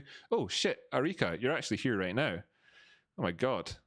Sorry for not replying to this one. I mean, this is obviously a mistake. You're in this live stream right now. I wouldn't obviously ignore you. Sorry for not replying. Jeez. Although we did discuss astrology in the live, I hope that was as good as a reply. Right, okay. There's obviously not much need for me to go on here, but if I do keep going on, as you can see, every single comment, everyone, look at this, every single comment. Now we've got another one I didn't reply. That's why you should never take your bird to a party. I give it a thumbs up and a like. It was a joke, but I didn't want to, like, you know, talk about that too much. Reply to every comment, everyone. And so often I put in TA, you know, and all that. So anyway, every single one. So yeah, you're right about that. I do think YouTube is deprioritizing you guys. Yeah, it is, obviously. Kathy says, you and Tradespotting are my fave. Thank you so much. Andrew Gibson says, I wasn't able to follow TA stream 3 months ago, so I kept watching them, and now I do my own TA. Mostly it's complicated until it isn't, says Andrew Gibson. There you go. So there's an aspect. Do you see, you know, a heroin dealer, does he wants you to become addicted to the drugs, right? It's obvious to me as well that I educate people and I make them self-reliant traders. And there's a group, I know personally the names, I could name you at least 20 people, at least 20 individual people that I've spent at least 20 hours worth each talking to over the period of the last year and a half, who are not in this live stream right now because they're really good at trading, because I've educated them. So I get it, you know, I kind of I kind of, you know, do myself no favors by making people have that ability. But at the same time, you know, I just got to believe. I've got to believe, you know, I've just got to believe. Like yesterday, after watching yesterday, I had to look up divergence and Fibonacci retracements, realize you got some real noobs like me watching. Yeah, I explain it all the time though. All of these things are explained in my education playlist as well. So you can always, you'll learn a lot by looking at my education playlist. If there's an education playlist that's got a video missing on it, it's because it's over there on Patreon. I do actually would like to have Patreons. Fewer people with good advice is good for us. Yeah, totally, it is good for you, but I'd wish that you'd share the channel a bit more, you know, to be fair. Thanks, Rocky. You're welcome, no problem. YouTubers definitely prefer a network news financial channel over independents because their advertisers prefer those and pay more for them. It's them tube now. Interesting. Nice pun you've made there, thing. He is writing a banging course, but he is a perfectionist. Yes, there's that as well. I am as well. It's a problem. That's a problem. So whatever. Right. Let's go. Let's take a look at what Matt Korhs is saying. Come on, Matty. Impress me. Impress me, Matt. Look at the thumbs up he's getting in there. Whew, nice. Can everybody just spam my chat with emojis, please, Nightbot, so that I can get the comments flowing or something like that. That might help YouTube see that it's a decent stream. So, and I just need to go in here and make it so that my Nightbot doesn't stop you from taking part. That's weird. Right, Nightbot. I think I can change the rules here on this one. Spam protection? No, yeah. Blacklist, excess caps, excess emojis, disable. There we go. Nice one. Excess emojis.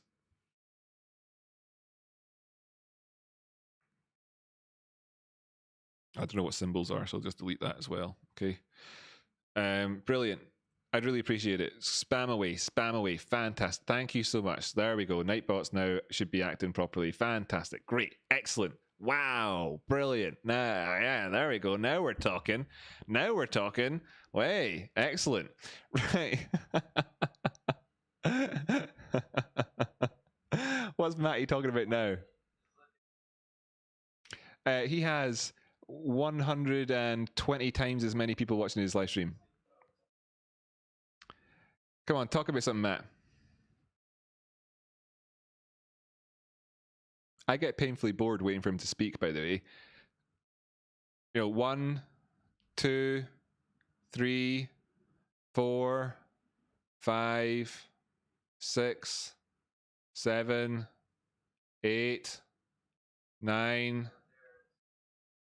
I was there, so great. Like, it didn't say anything. 1, 2, 3. So anyway, I find it hard. Look up a stock or do something, please, Matt. S&P 500 is teetering. Excellent. S&P 500. Here we go. SPY. It's teetering right now. He's looking at SPY as well, right? Yeah, he's looking at SPY. We're both looking at the ETF, S&P 500 SPY.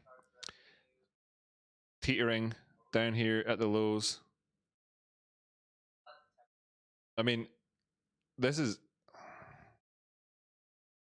It's teetering right now. Yeah, sure.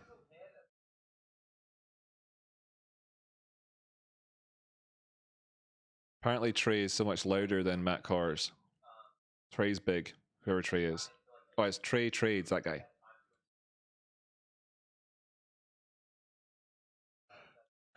I put that line on there, but actually, you know, you can call it teetering as much as you like, and you can say that because of this here. I want to see this gap get filled, okay? That's it. I'm not going to make it any more complicated than that. I want to see this gap get filled. Okay. I'll just answer the next set of questions. By the way, why is Nightbot doing that? Sorry, man. I hate that. Nightbot, fuck you, Nightbot. I disabled these things. Disable it. I disabled it. Is it re-enabled it? I'm sorry, man. Phil, Phil, as in Filecoin. No, I'll take a look at Filecoin. Doesn't bore me.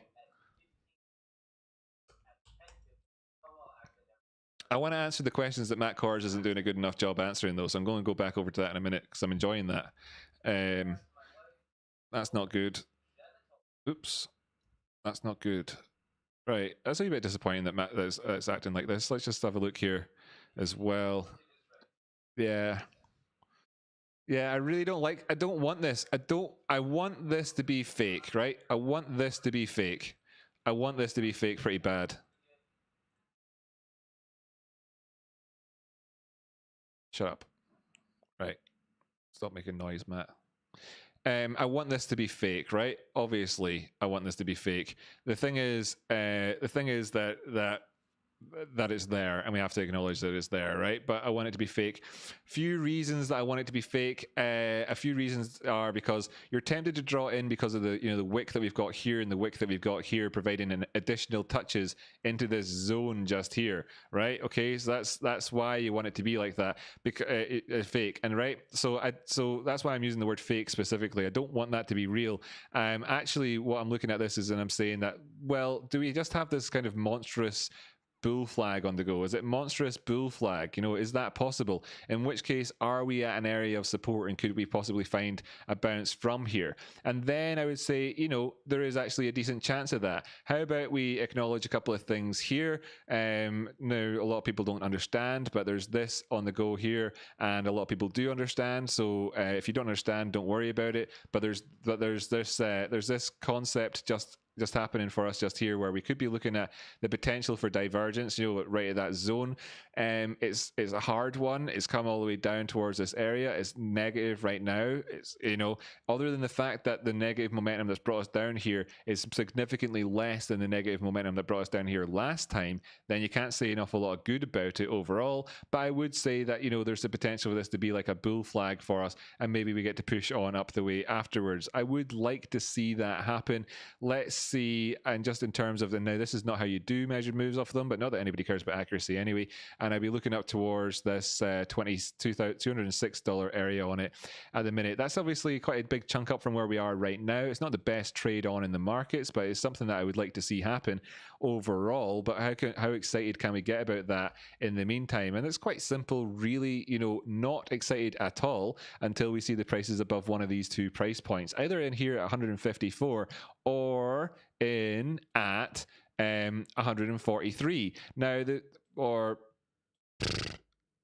in at 146. Now, we're not at either of those prices yet, okay? And we are close to the downside. It's quite simple. We see the prices going down 130, just hold off.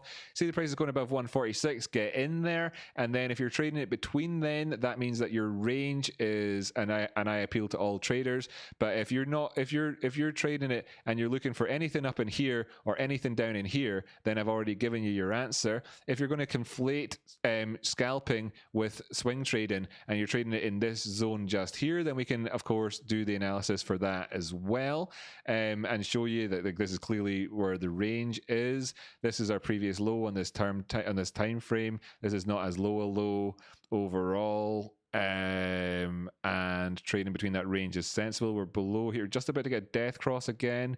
Yeah, so I would like to say failure to take out 139 means I'm going to expect it to go on down the way again. Okay, so short-term time frame, if failure to take out 139, going down the way. So if you've got patience for $6, now if you don't have patience for $6, is that my stream making that noise? Shane McGovern's become a member. Thanks, Shane. That's awesome. That's awesome. Really appreciate it. Thanks, Shane. Brilliant guy. Fantastic. Do really wonder if you've got the same name as a famous person from Ireland in the past, or if I'm getting this mixed up with something. Or was it a guy from my high school? Wait a minute, you didn't go to the same high school as me? That had that name or something. Yeah, if you've got patience to wait until you're above 139, great. But then again, everybody wants to make a trade right here, right now. So is there any justification right here, right now to go in on this while we're looking at this on the way down the way? And there isn't here. So we're still waiting for that to turn out the way. Okay, we're still waiting for it to turn out for us to get a reason to trade this one up the way. You could short it down the way, but I don't want to short during a bull market, and the profit on a short at this point is really only taking you down as far as that. You're looking at maximum just under 1% in terms of where the realistic area for where you'd be looking for, until such times as, of course, where you've got down to this area, in which case, if you're looking to short it down the way, you're past this point, at which case, you get to trade it properly and actually buy and sell the risk. So that's what I'm looking at with that one. Doesn't necessarily help everybody, but it helps some people. Apple Blossom celebrating along with the new member. Thank you so much, Apple Blossom, as well. Acid Was Taken says, I understand for the most part. I'm working on implementing my understandings of indicators into live practice. I rewatched your streams and videos many times. Thank you for the responses as always. By the way, Acid, you're welcome. And you can talk in there in the Discord and everything else, and I'll endeavor to help. I do obviously, want to try and help people who are Patreons much more, etc., etc., etc. But I don't try to make it an economy of value, because honestly, if this was an economy whereby I treated people based on what their value was worth to me versus the effort that I put into them, on that sense, and be like that about things, then I wouldn't be doing what I do is unscalable. I can't do it for thousands and thousands of people and all the rest of it. But I do try. You've got people out there like Phil, who's in the chat here. He's also known as Rook Trade. He's a really nice guy, and he's one of my top tier patrons. And I do feel bad when I help somebody else and I don't help him because he paid $100 for help. So there's that element of things, but at the same time, he gets it, and so does everybody else get it. It's totally unsustainable. I couldn't even do what I do. I couldn't do anything, with everybody anyway. So I don't base it on that. So it's okay. It's all good. So really, I don't base it on that. I don't think about it that way, and never do. There are the options out there. You want to support the channel and all the rest of it. There are all the options out there here on Patreon where you can do that. And I've got 10 patrons, I know, and I'm really, really, really, really, really grateful for every single last one of them. I need to move all of my education videos off of YouTube so that you get to understand, what it is that we're going on here. Parabolic SAR there, the DMI. This is called the best DMI education video on YouTube, but of course,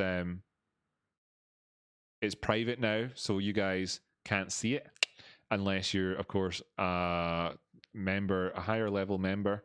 In fact, I should also, it says members only content here. It should probably be Patreon people only content, so I'll have to remove it. You get it. Yeah, Phil's Rook, that's right, I think so, yeah. So anyway, that's where it is. My economy is not based on forcing everybody to really, to make it so, yeah, right. I feel bad because Phil puts in more money than other people and therefore deserves more than other people. However, I want to give everybody else the best. So really, I don't blame me for me feeling bad that Phil does more than other people, and that's just the way it works out. And I think that he's a really, really great guy. And then I will obviously intend and endeavor to do that. So I've done like an online a session with him talking directly and stuff like that.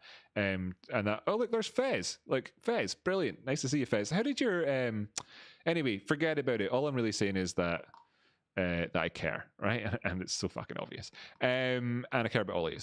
Fez, how did your renovations go, man? How did your renovations go? Are you happy to be living in a world where your bathroom is usable and whatnot now? I'll just put myself up here on top of this advert because I don't need to be advertising his thing. Want Dodge Voyager code MATFI. Don't know what that is. Want Dodge Voyager. Wait a minute. Does anybody in my live stream know what the hell this advert is? Matt Korhs, Want Dodge Voyager MATFI. What is that? And can I get one too? Want Dodge Matt Korhs. Let's just see.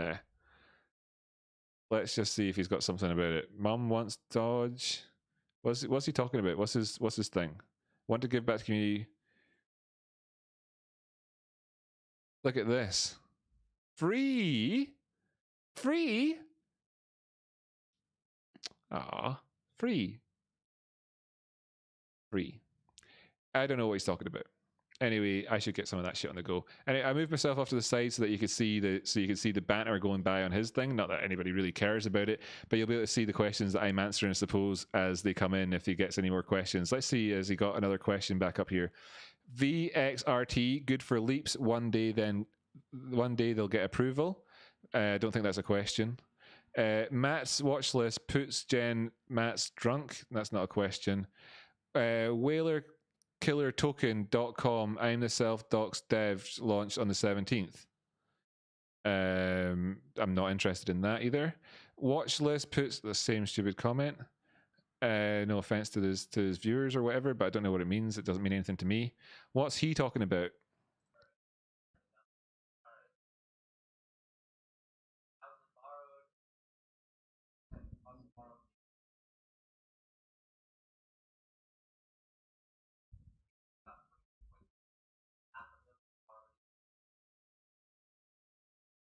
So he's just said some numbers there, but didn't explain them.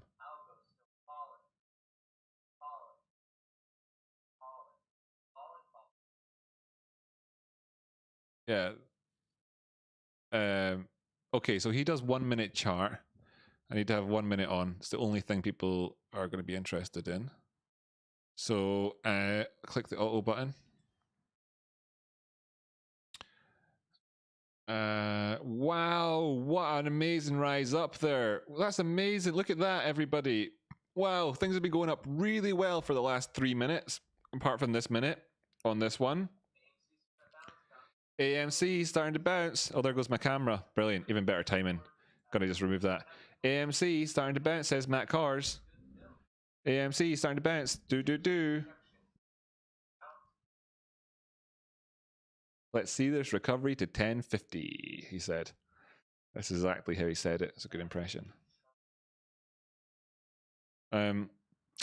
It's all done now, Rocky. Thanks for asking. We'll be getting back to trading now with time. Yeah, great, man. See, everybody's got to take time to do what they got to do.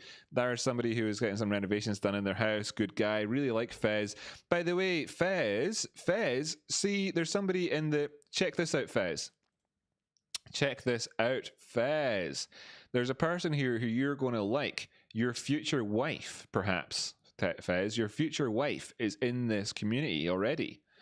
Everybody out there is watching along is like, what is he talking about? How could the future wife be in there? But I'm going to read this comment out, and Fez is future wife. Check this out, Fez. Look at this. Look out for somebody in the chit chat in the streams called Arika, Arika. She was here earlier. She might still be here. If she is, then I'm sorry for embarrassing you, Arika. Sorry for embarrassing you too, Fez. I'm really going to enjoy learning from you. I'm an astrology student and I'm spotting something on the 15th as Jupiter enters Aquarius. 16 is concerning. Mars passes the sun on the Sibley chart.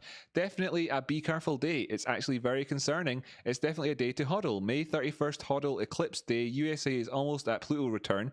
It's like a forest fire on transit, but it clears space for new growth.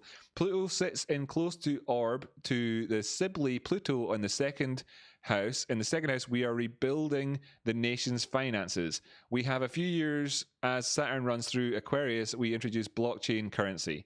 I don't know what any of that means. It's all over my head. And of course, I'm not into astrology and all the rest of it anyway. But I know that you are, man. And your uncle is all like super good at it and all that sort of stuff. So check it out, man. She's a part of this community. Your future wife. I introduced you. You met her here. How did you meet? Well, Rocky Outcrop introduced us. He usually does a daily day trade on Tesla and loses. Does he? Says Shane McGovern. That's funny. Daily day trade on Tesla. Let's do one. Let's do a trade on Tesla. Now, I'm not actually going to do a trade, but I'm going to open up the Tesla chart. I'm going to go with the 1 minute. If you're aware, I've already done one, and look at that for a trade. Boom. So we've already done one trade on Tesla.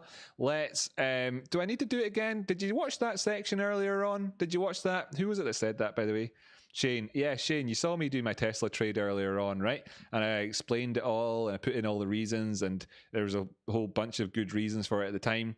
And it worked by jingles. It worked easily. Right up here. Oh, we pushed way up here in the stochastic so far. At the neutral line on this one, are we going to fail on this?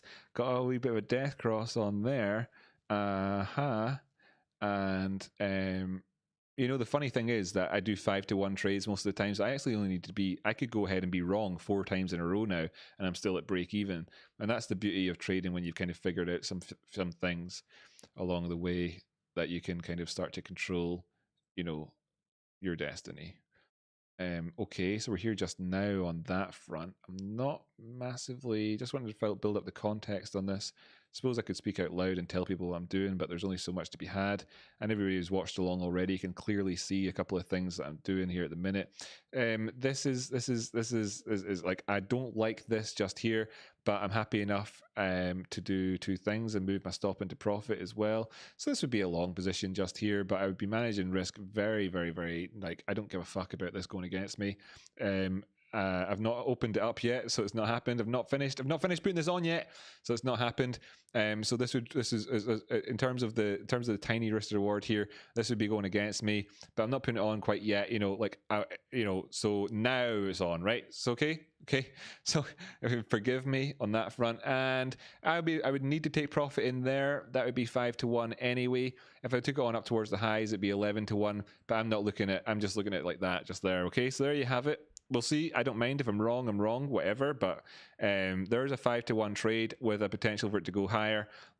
I actually think that this should go down. I feel very much like I wanted to, like this should go down just here with the stochastics crossing over like that. But actually, what I want to see happen is for us to push on up the way and hopefully not take out the previous lows. Although that trade's almost certainly not going to last the distance if that's the case. It's quite hard on the 1 minute. Yeah, there we go. Stupid trade. It's quite hard on the 1 minute chart when it's so empty like this, and it's not, it's bullshit trading anyway, like that. But people do it.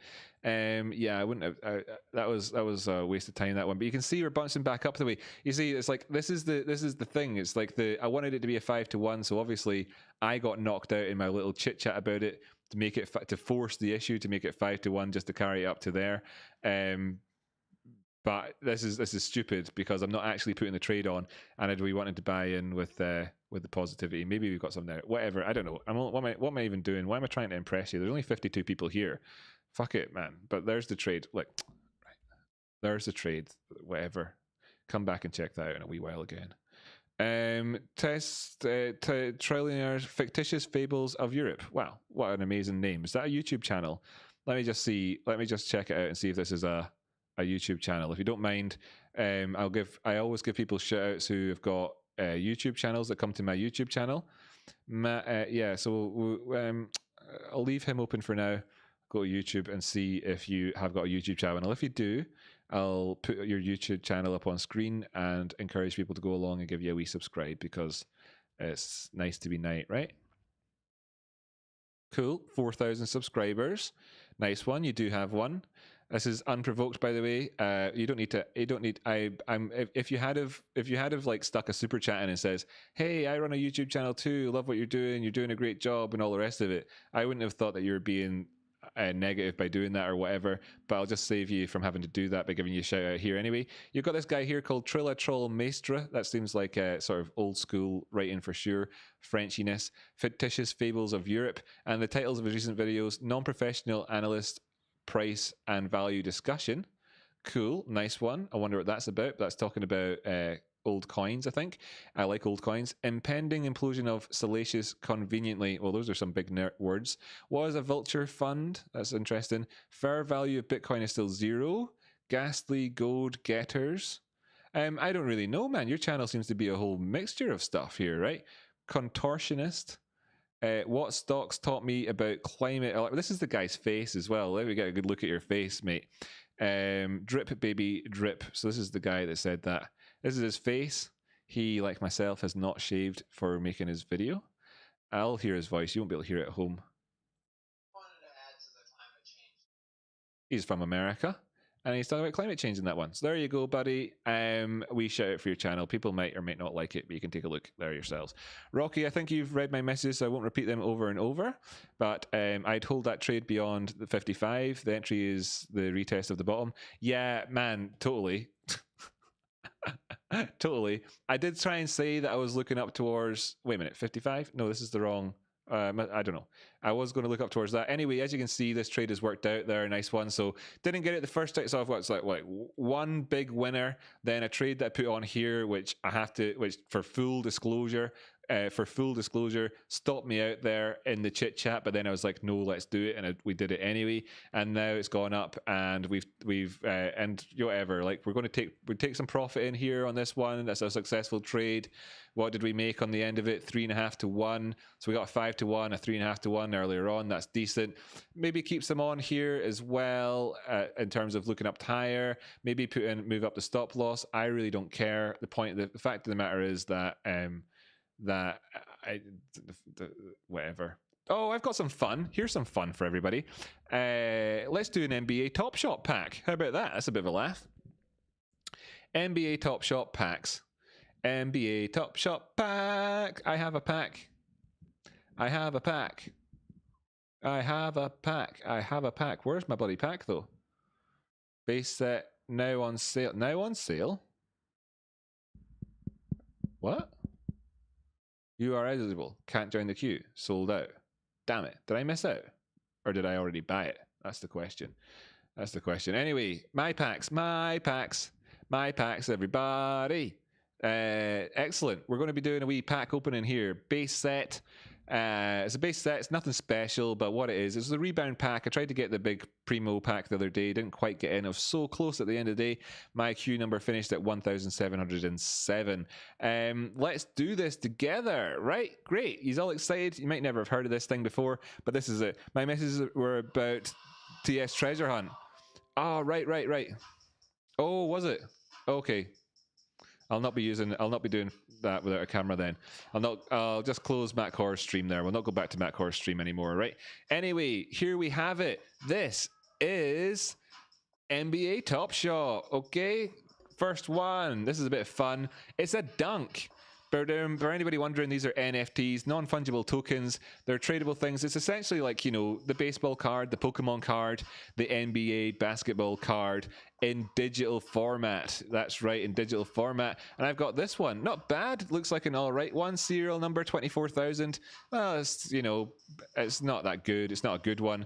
Common serial number 33,342. Darn, I was so close to getting at least all the threes. What's he doing here? Oh, excellent. Yeah, good thinking, buddy. Stepping outside there, making it 3 points. Well done. Not massively impressed by that one, though. 5,001. Oh, and these are a lower serial. Josh Jackson, although it's still not that super great a card. Let's see what this dunk is like. February 11th, 2021. I hope it was a good one. This guy is fairly tall, and he plays basketball for a team in America. Wow, nice one. He dunked that. He dunked the shit out of that one, didn't he? And then he hit it off his own body on the way down, sending it flying off, and then ran around with his teammates having a good fun, all fun and games and stuff. Look, no, I'm just kidding. I'm not really a basketball fan, like, you know, like true basketball fans are, but I love these moments. I'm super addicted. My favorite team is the Boston Celtics, and I love buying the NFTs and building up my collection. Now, I saved that to open with you. I'll always save my packs to open up with the community as much as I possibly can. It's just a little bit of fun for us that we can do. Look at that. Look at that. Look at that, my friends. Look at that. Remember the trade that we had on here? Do you remember what we were talking about? Do you remember what we were talking about, ladies and gentlemen? Do you remember? Does it look like that? Does it look anything like that? Anything like that at all? Does it look like that at all? I don't know. I don't know if the trade that we had on looked like that or anything at all, or anything in there or whatever. I don't know. I don't know about that. Anyway, what's this you're saying about a treasure hunt? Well, there's a treasure hunt, guys and girls, and I don't know the answer to it, right? I don't know the answer, but Jamie from Tradespotting is doing a treasure hunt, and how amazing is that? Now, Jamie actually had a treasure hunt on his channel in the past, and it must be one of the longest running treasure hunts that there ever was on YouTube. Let me just show you it. Let me just show you it here. It's really such quality stuff. If YouTube will load up for me. Now I'll go over to Tradespotting's page. Tradespotting. Who's this guy? Matt Korhs. That's Matt Korhs. Go back, get off Matt Korhs' page. And then there's me. I don't know, whatever. 7,000 watching, 58 watching. Yeah, it affects my self-esteem. Yeah, it does. I mean, let's be honest, right? It does, but I don't mind too much. But it does. It affects my self-esteem. Here's another stream. 881 people waiting for this one to start. It's not even started yet. It's not even started yet. You know, y'all should be in my stream. FFS. Lol. Anyway, so Tradespotting had a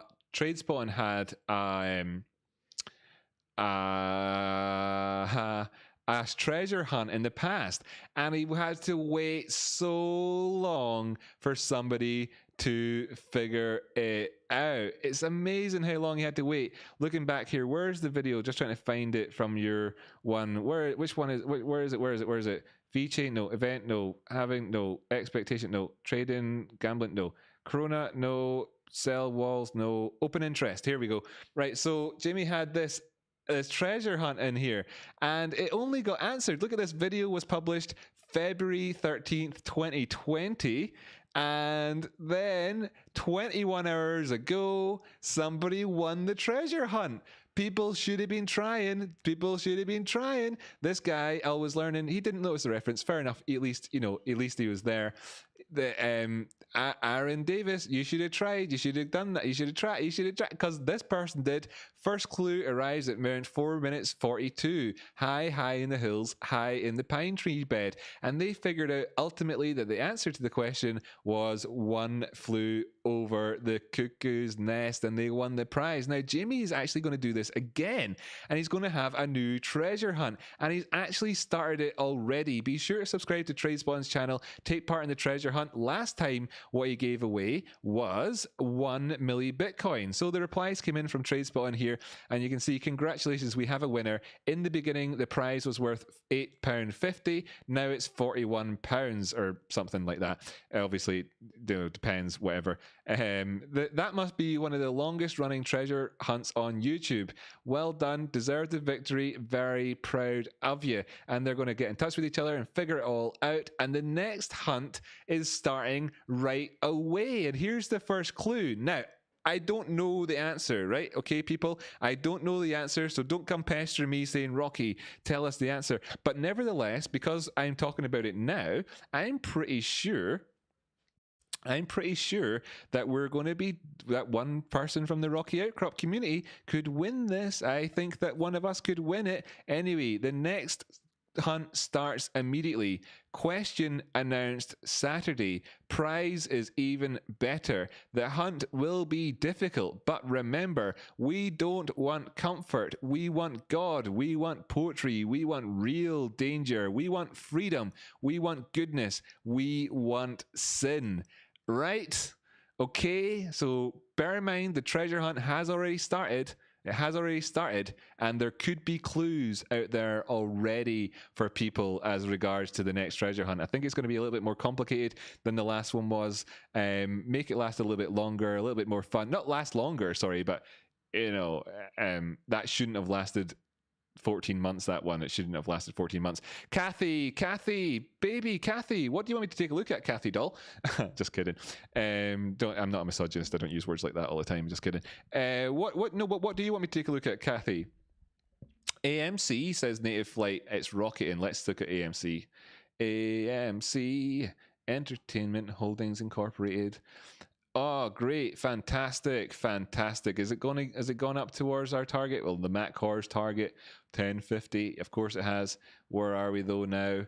That's a 618. That's a 786. Gone past that point as well. Wait a minute. What time frame is this? 1 minute. Yeah, came up. Oh, it did go up to 162. 162 filled in the gap. Did it fill in the gap? Let me just look at this. By the way, gaps are a thing. People don't know about them. There's a gap right there. You'd think, well, that gap there is meaningless, isn't it? Womp. Not so meaningless anymore. Yeah, Kathy, what do you want me to take a look at? What do you want me to talk about?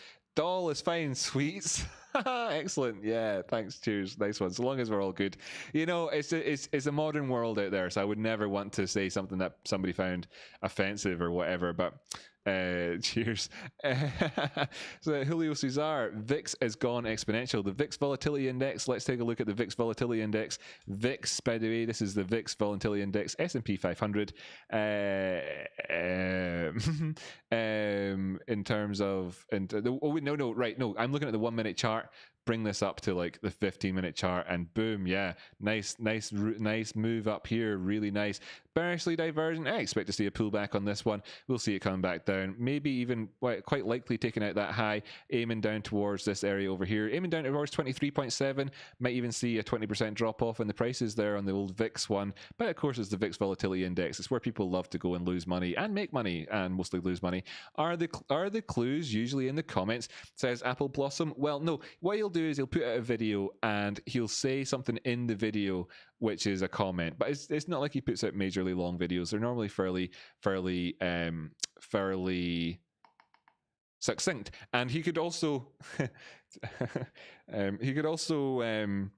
I suspect that'll probably help my community kind of discover the clues a little bit. Now, I'll be able to recognize the clues. He's not telling me the answer. I'm not going to give people an answer as to our hints really or anything too much towards it, because I don't want to corrupt the whole thing, and I certainly don't want the Rocky Outcrop community to go diving in there and get an unfair advantage in the Tradespotting giveaway.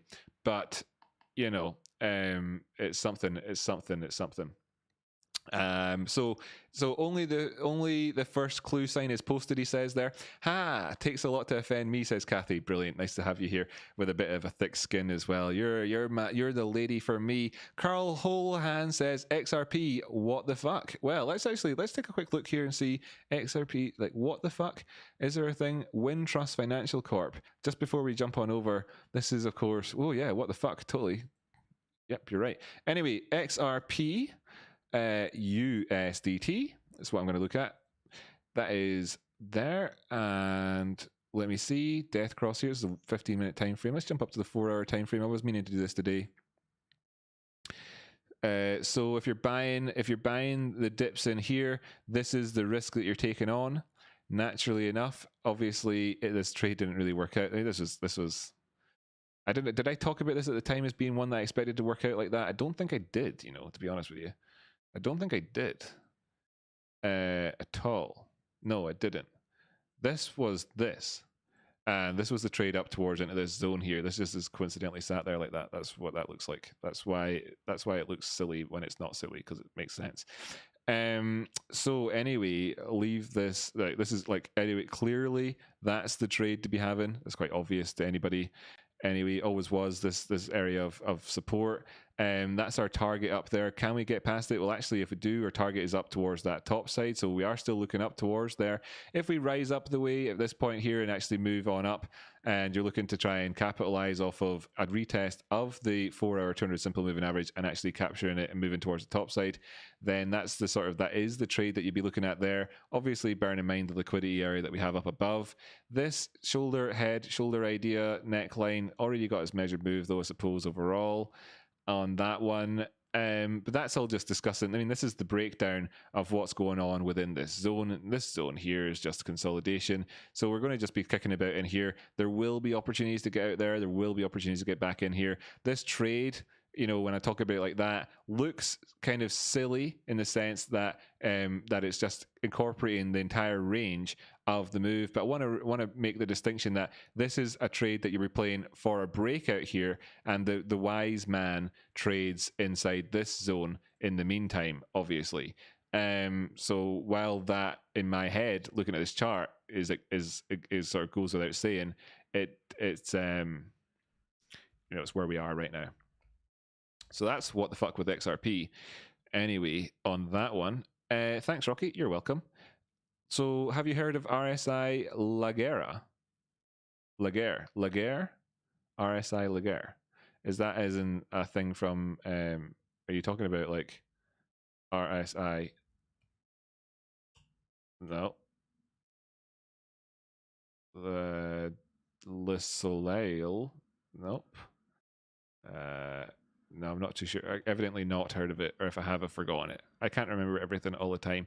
CNBC is talking about margin calls for tomorrow or something. Yeah, it doesn't make any sense, by the way, leg alarm. I'd like to know what they were actually saying. Margin call happens when if you're making a trade,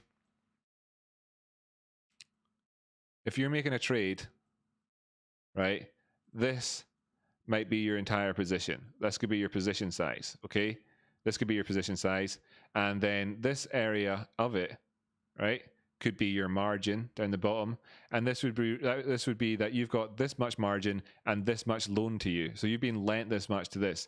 Now, your position value then when it drops, so that your position is only worth this amount here.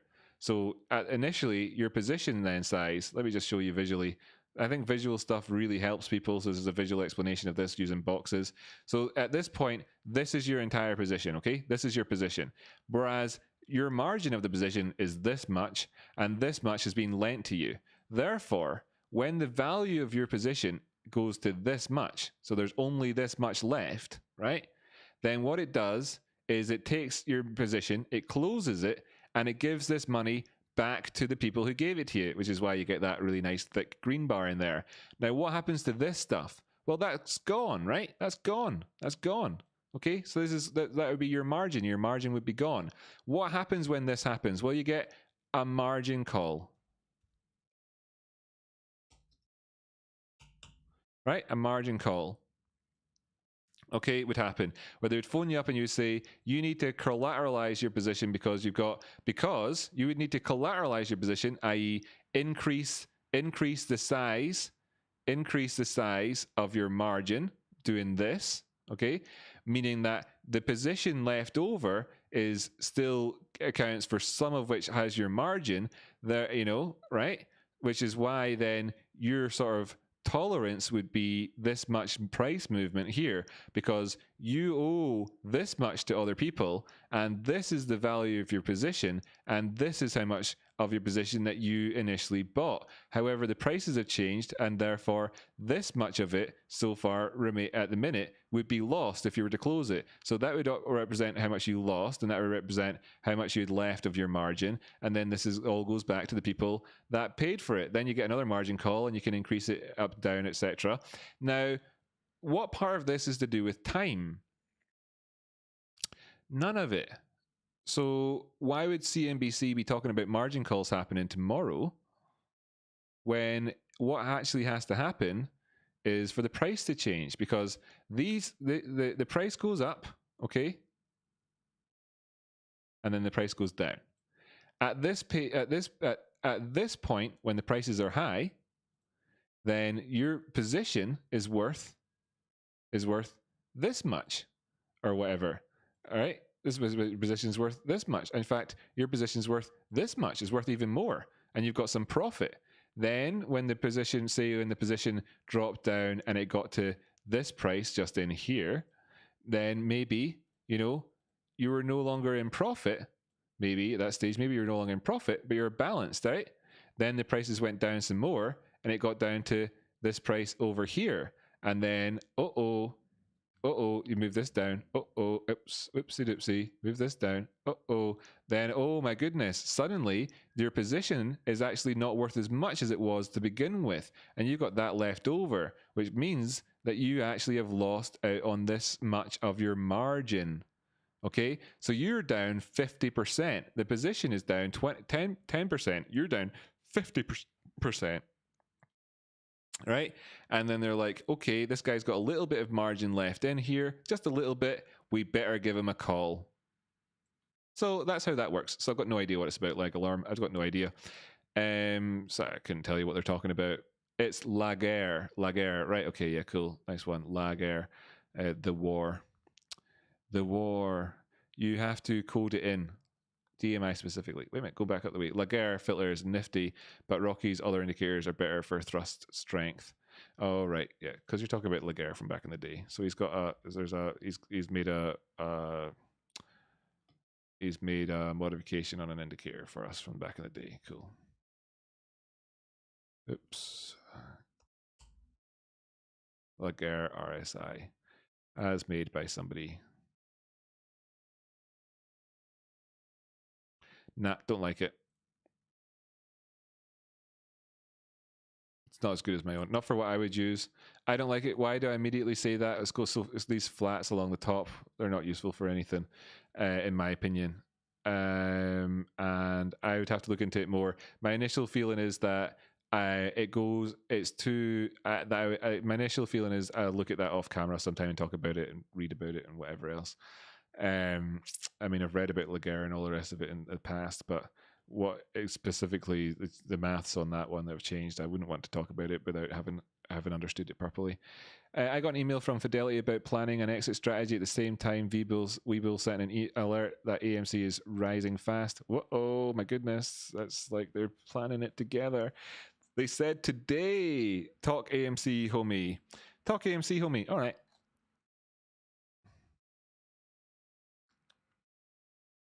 AMC. AMC in the place to be.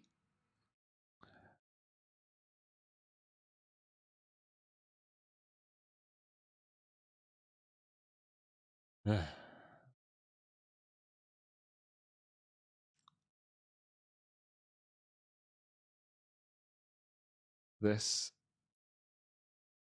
we spoke about the other day as being the potential for a channel, and it still seems to be the case overall for me. Down here in the 50-minute time frame, the old buttons, so it spreads out a bit more. You can see that the sort of it's really defined by in terms of whether or not it's a wedge by the lower end of it. The top end of it, totally fine. You could make some sort of case for saying it was broadening out here with these wicks going up the way, but you don't need to. Just drawing in here, I'm happy enough to cut off through these wicks just at this point, but at the bottom you've got this solid touch here and then this wick, and that allows you to say, but it's not got 3 touches. Could we come back down for a third one? We could, or we could be looking at it more along these sorts of lines. That this part before we gapped up the way was important. This is what I talked about in yesterday's episode, and we're just channeling up the way at the minute. Decent buys come in anywhere along these moving averages. Overall, you know, at the minute, the biggest area for us to be looking out for is $10.05, because that was our most recent support and resistance zone. In terms of the most recent of price action, we recently came back up towards this high, dropped back down the way since, went towards the 200, and throughout the day, I'm just looking to see if we can maintain price action above the 200 simple period moving average. That's that white dotted line there. When we drop below it, I'm not immediately panicking and short selling it. Not immediately, anyway. But I'm actually not doing that at all with this particular stock, but you get the point. And then towards the top side here, yeah, we're doing great, you know, and we've hit off this again and again and again. I'd like to see this get a bounce here. If we don't, then we could go down towards any of these zones, but $10.05 is actually where I'm looking at the minute, without saying that there's any problem. If we do go down past $10.05, then you might get a wick down to $9.95 that gives you a good buy entry, but I wouldn't really, you know, at this stage it's different scenario now.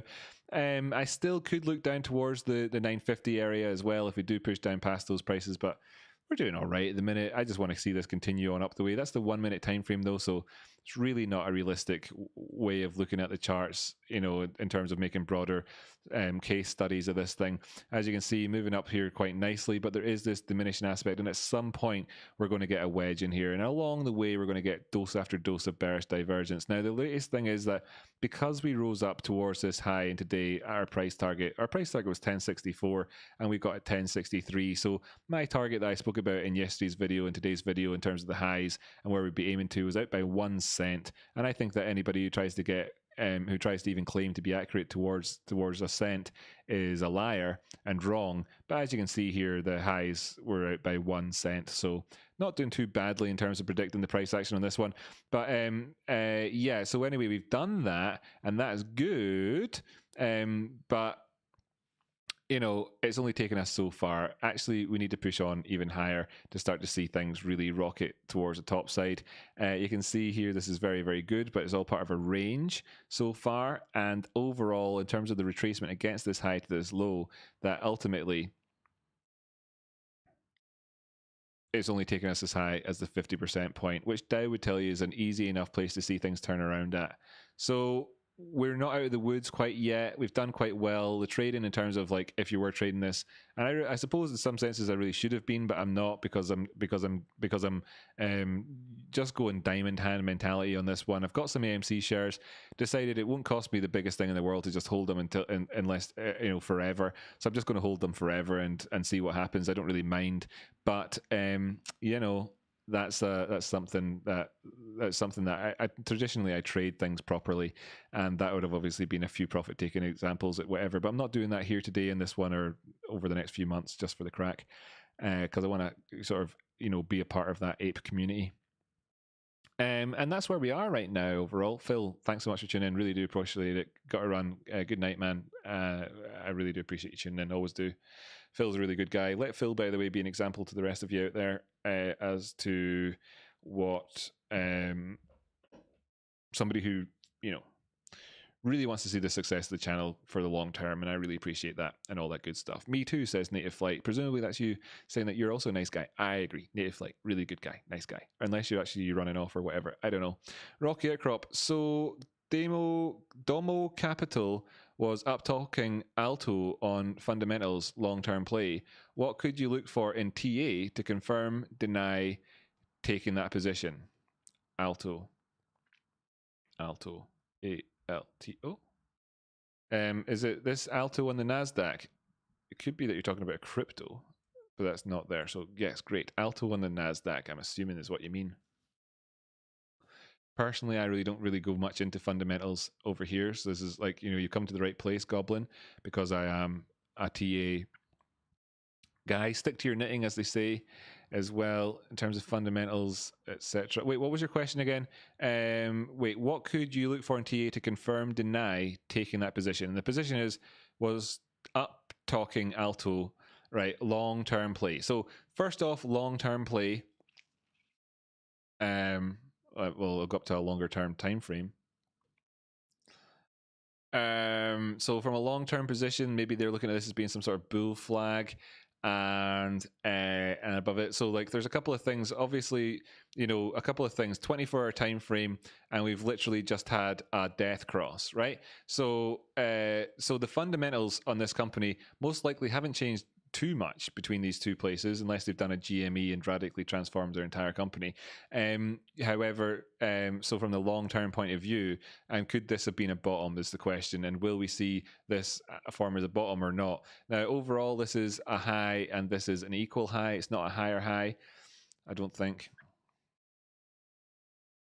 Certainly not in terms of body closes, anyhow. Yeah, so, or is that... Yeah. That's my body there, and that's my body. Is that my body up there? Just want to double check this. It's important to know.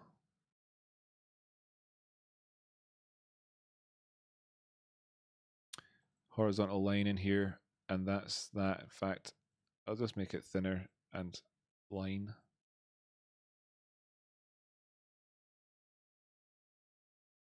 And then I'll go over and check and see, was that actually an equal high or a lower high? Just want to know this. Or a higher high. Oh, it was a high, it was higher than it. Great. So we brushed that part. Now, I wouldn't look at this as being a cup with handle, because that's nothing like a cup down there. This is obviously as part of a downward trend, and this left lip doesn't take out the previous 7 weeks of price action, so I can't look at it that way. Or does it?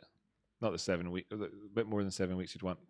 248 bars, 308 bars. It does take out the previous 7, so it could be like that, but it's not. Not going to look at it like a cup and handle. However, I am interested from a Fibonacci perspective in this section, which would otherwise be considered to be the handle. How far down we came. We just come down to a 618 off of the back of that rise, and a death cross. Okay. So in terms of this, so just immediately in terms of trying to get into a position, etc., or whatever, there's obviously the risk that we come back down to these areas of these lows again at 456. The prices are currently at 540, so that's not completely outlandish to think like that. Those previous highs up there were at about 11 or 12 bucks. We've obviously dropped down quite a degree since. There's this negative cross on the the 50 simple, that's that red dotted line, and the white 200 dotted line. So, you know, overall here, this is not something that really adds up to being you're buying into some sort of strength or anything like that. That's not the case. But what you are seeing is, of course, that we're up above that we're down below, well, all of those moving averages just there. So there's nothing really great about this right here, right now. You're not buying into strength. This is like a counter trend move. The trend is towards the downside in terms of this is the 24-hour time frame. So bear in mind that this has been on a downward trend, if you like, for the last 6 months or 5 months or so. Wait, what's the date there? October 20. Yeah, so since October 20, it's been on a downward trend. High, low, lower high, lower low. So until such times as we've really taken out 825, we've not changed the market structure and put in a higher high on the daily time frame. So we're looking for a higher high on the daily time frame. You could say that because this is a high here, maybe, and we pull back, that we'll be able to put in a higher high in the daily time frame if we take out 621, etc. And that'll be my first thing that I'm looking to in terms of moving past the 50 simple moving average and the 200 simple moving average to get a confirmation of the turnaround of the trend there. Is this the best buy? Well, I tell you what, it's a heck of a lot better buy than it was back in October in terms of price, in terms of price and all that. But that's the topic. Like, how would we enter this trade? Is there something that right now that tells us that we really should, that the risk to reward is there for us to really dive in on this right now? Well, not really. Are you looking for this to just have a bounce off the neutral line or something like that? Well, when it gets down to there, it could easily drop down 20% or something like that. So it's not worth it in terms of today, whatever, and all the rest of it. So but they think the fundamentals are good, which is an almost meaningless statement. Let's be honest, it's an almost meaningless statement. An almost meaningless statement on a company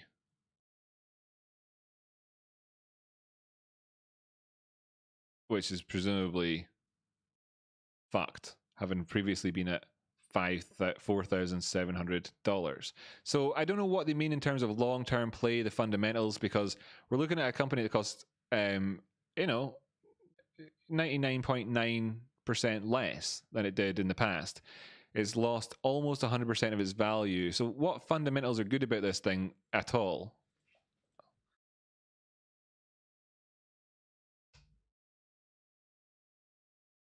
Ingredients. They make ingredients, right? Yeah, they make ingredients. According to Sacramento. Yahoo Finance.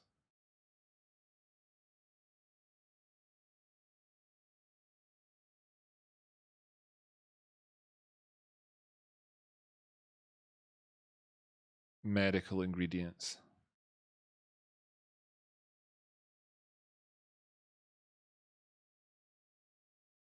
Sell in its Madeira facility.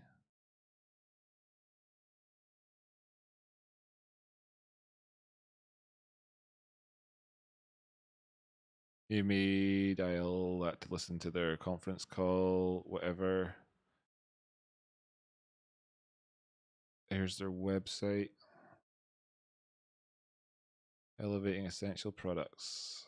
Delighted to announce that Pacific Ethanol Inc. is now Alto Ingredients Inc. So that's what it used to be.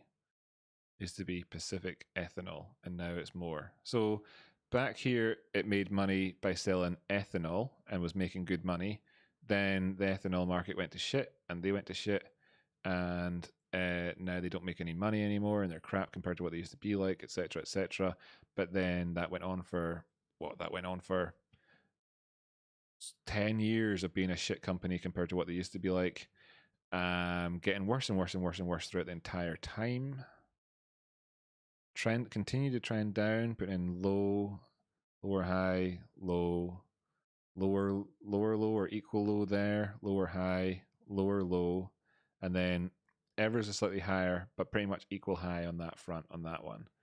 The weekly time frame, we did just see a golden cross there, and we're at the 50 simple. So it is really, from the long-term point of view, you can absolutely buy into this now. You can anywhere above $4.30. Anywhere above $4.30 is a good buy. Anywhere above 420. Anywhere above 420 is a good buy.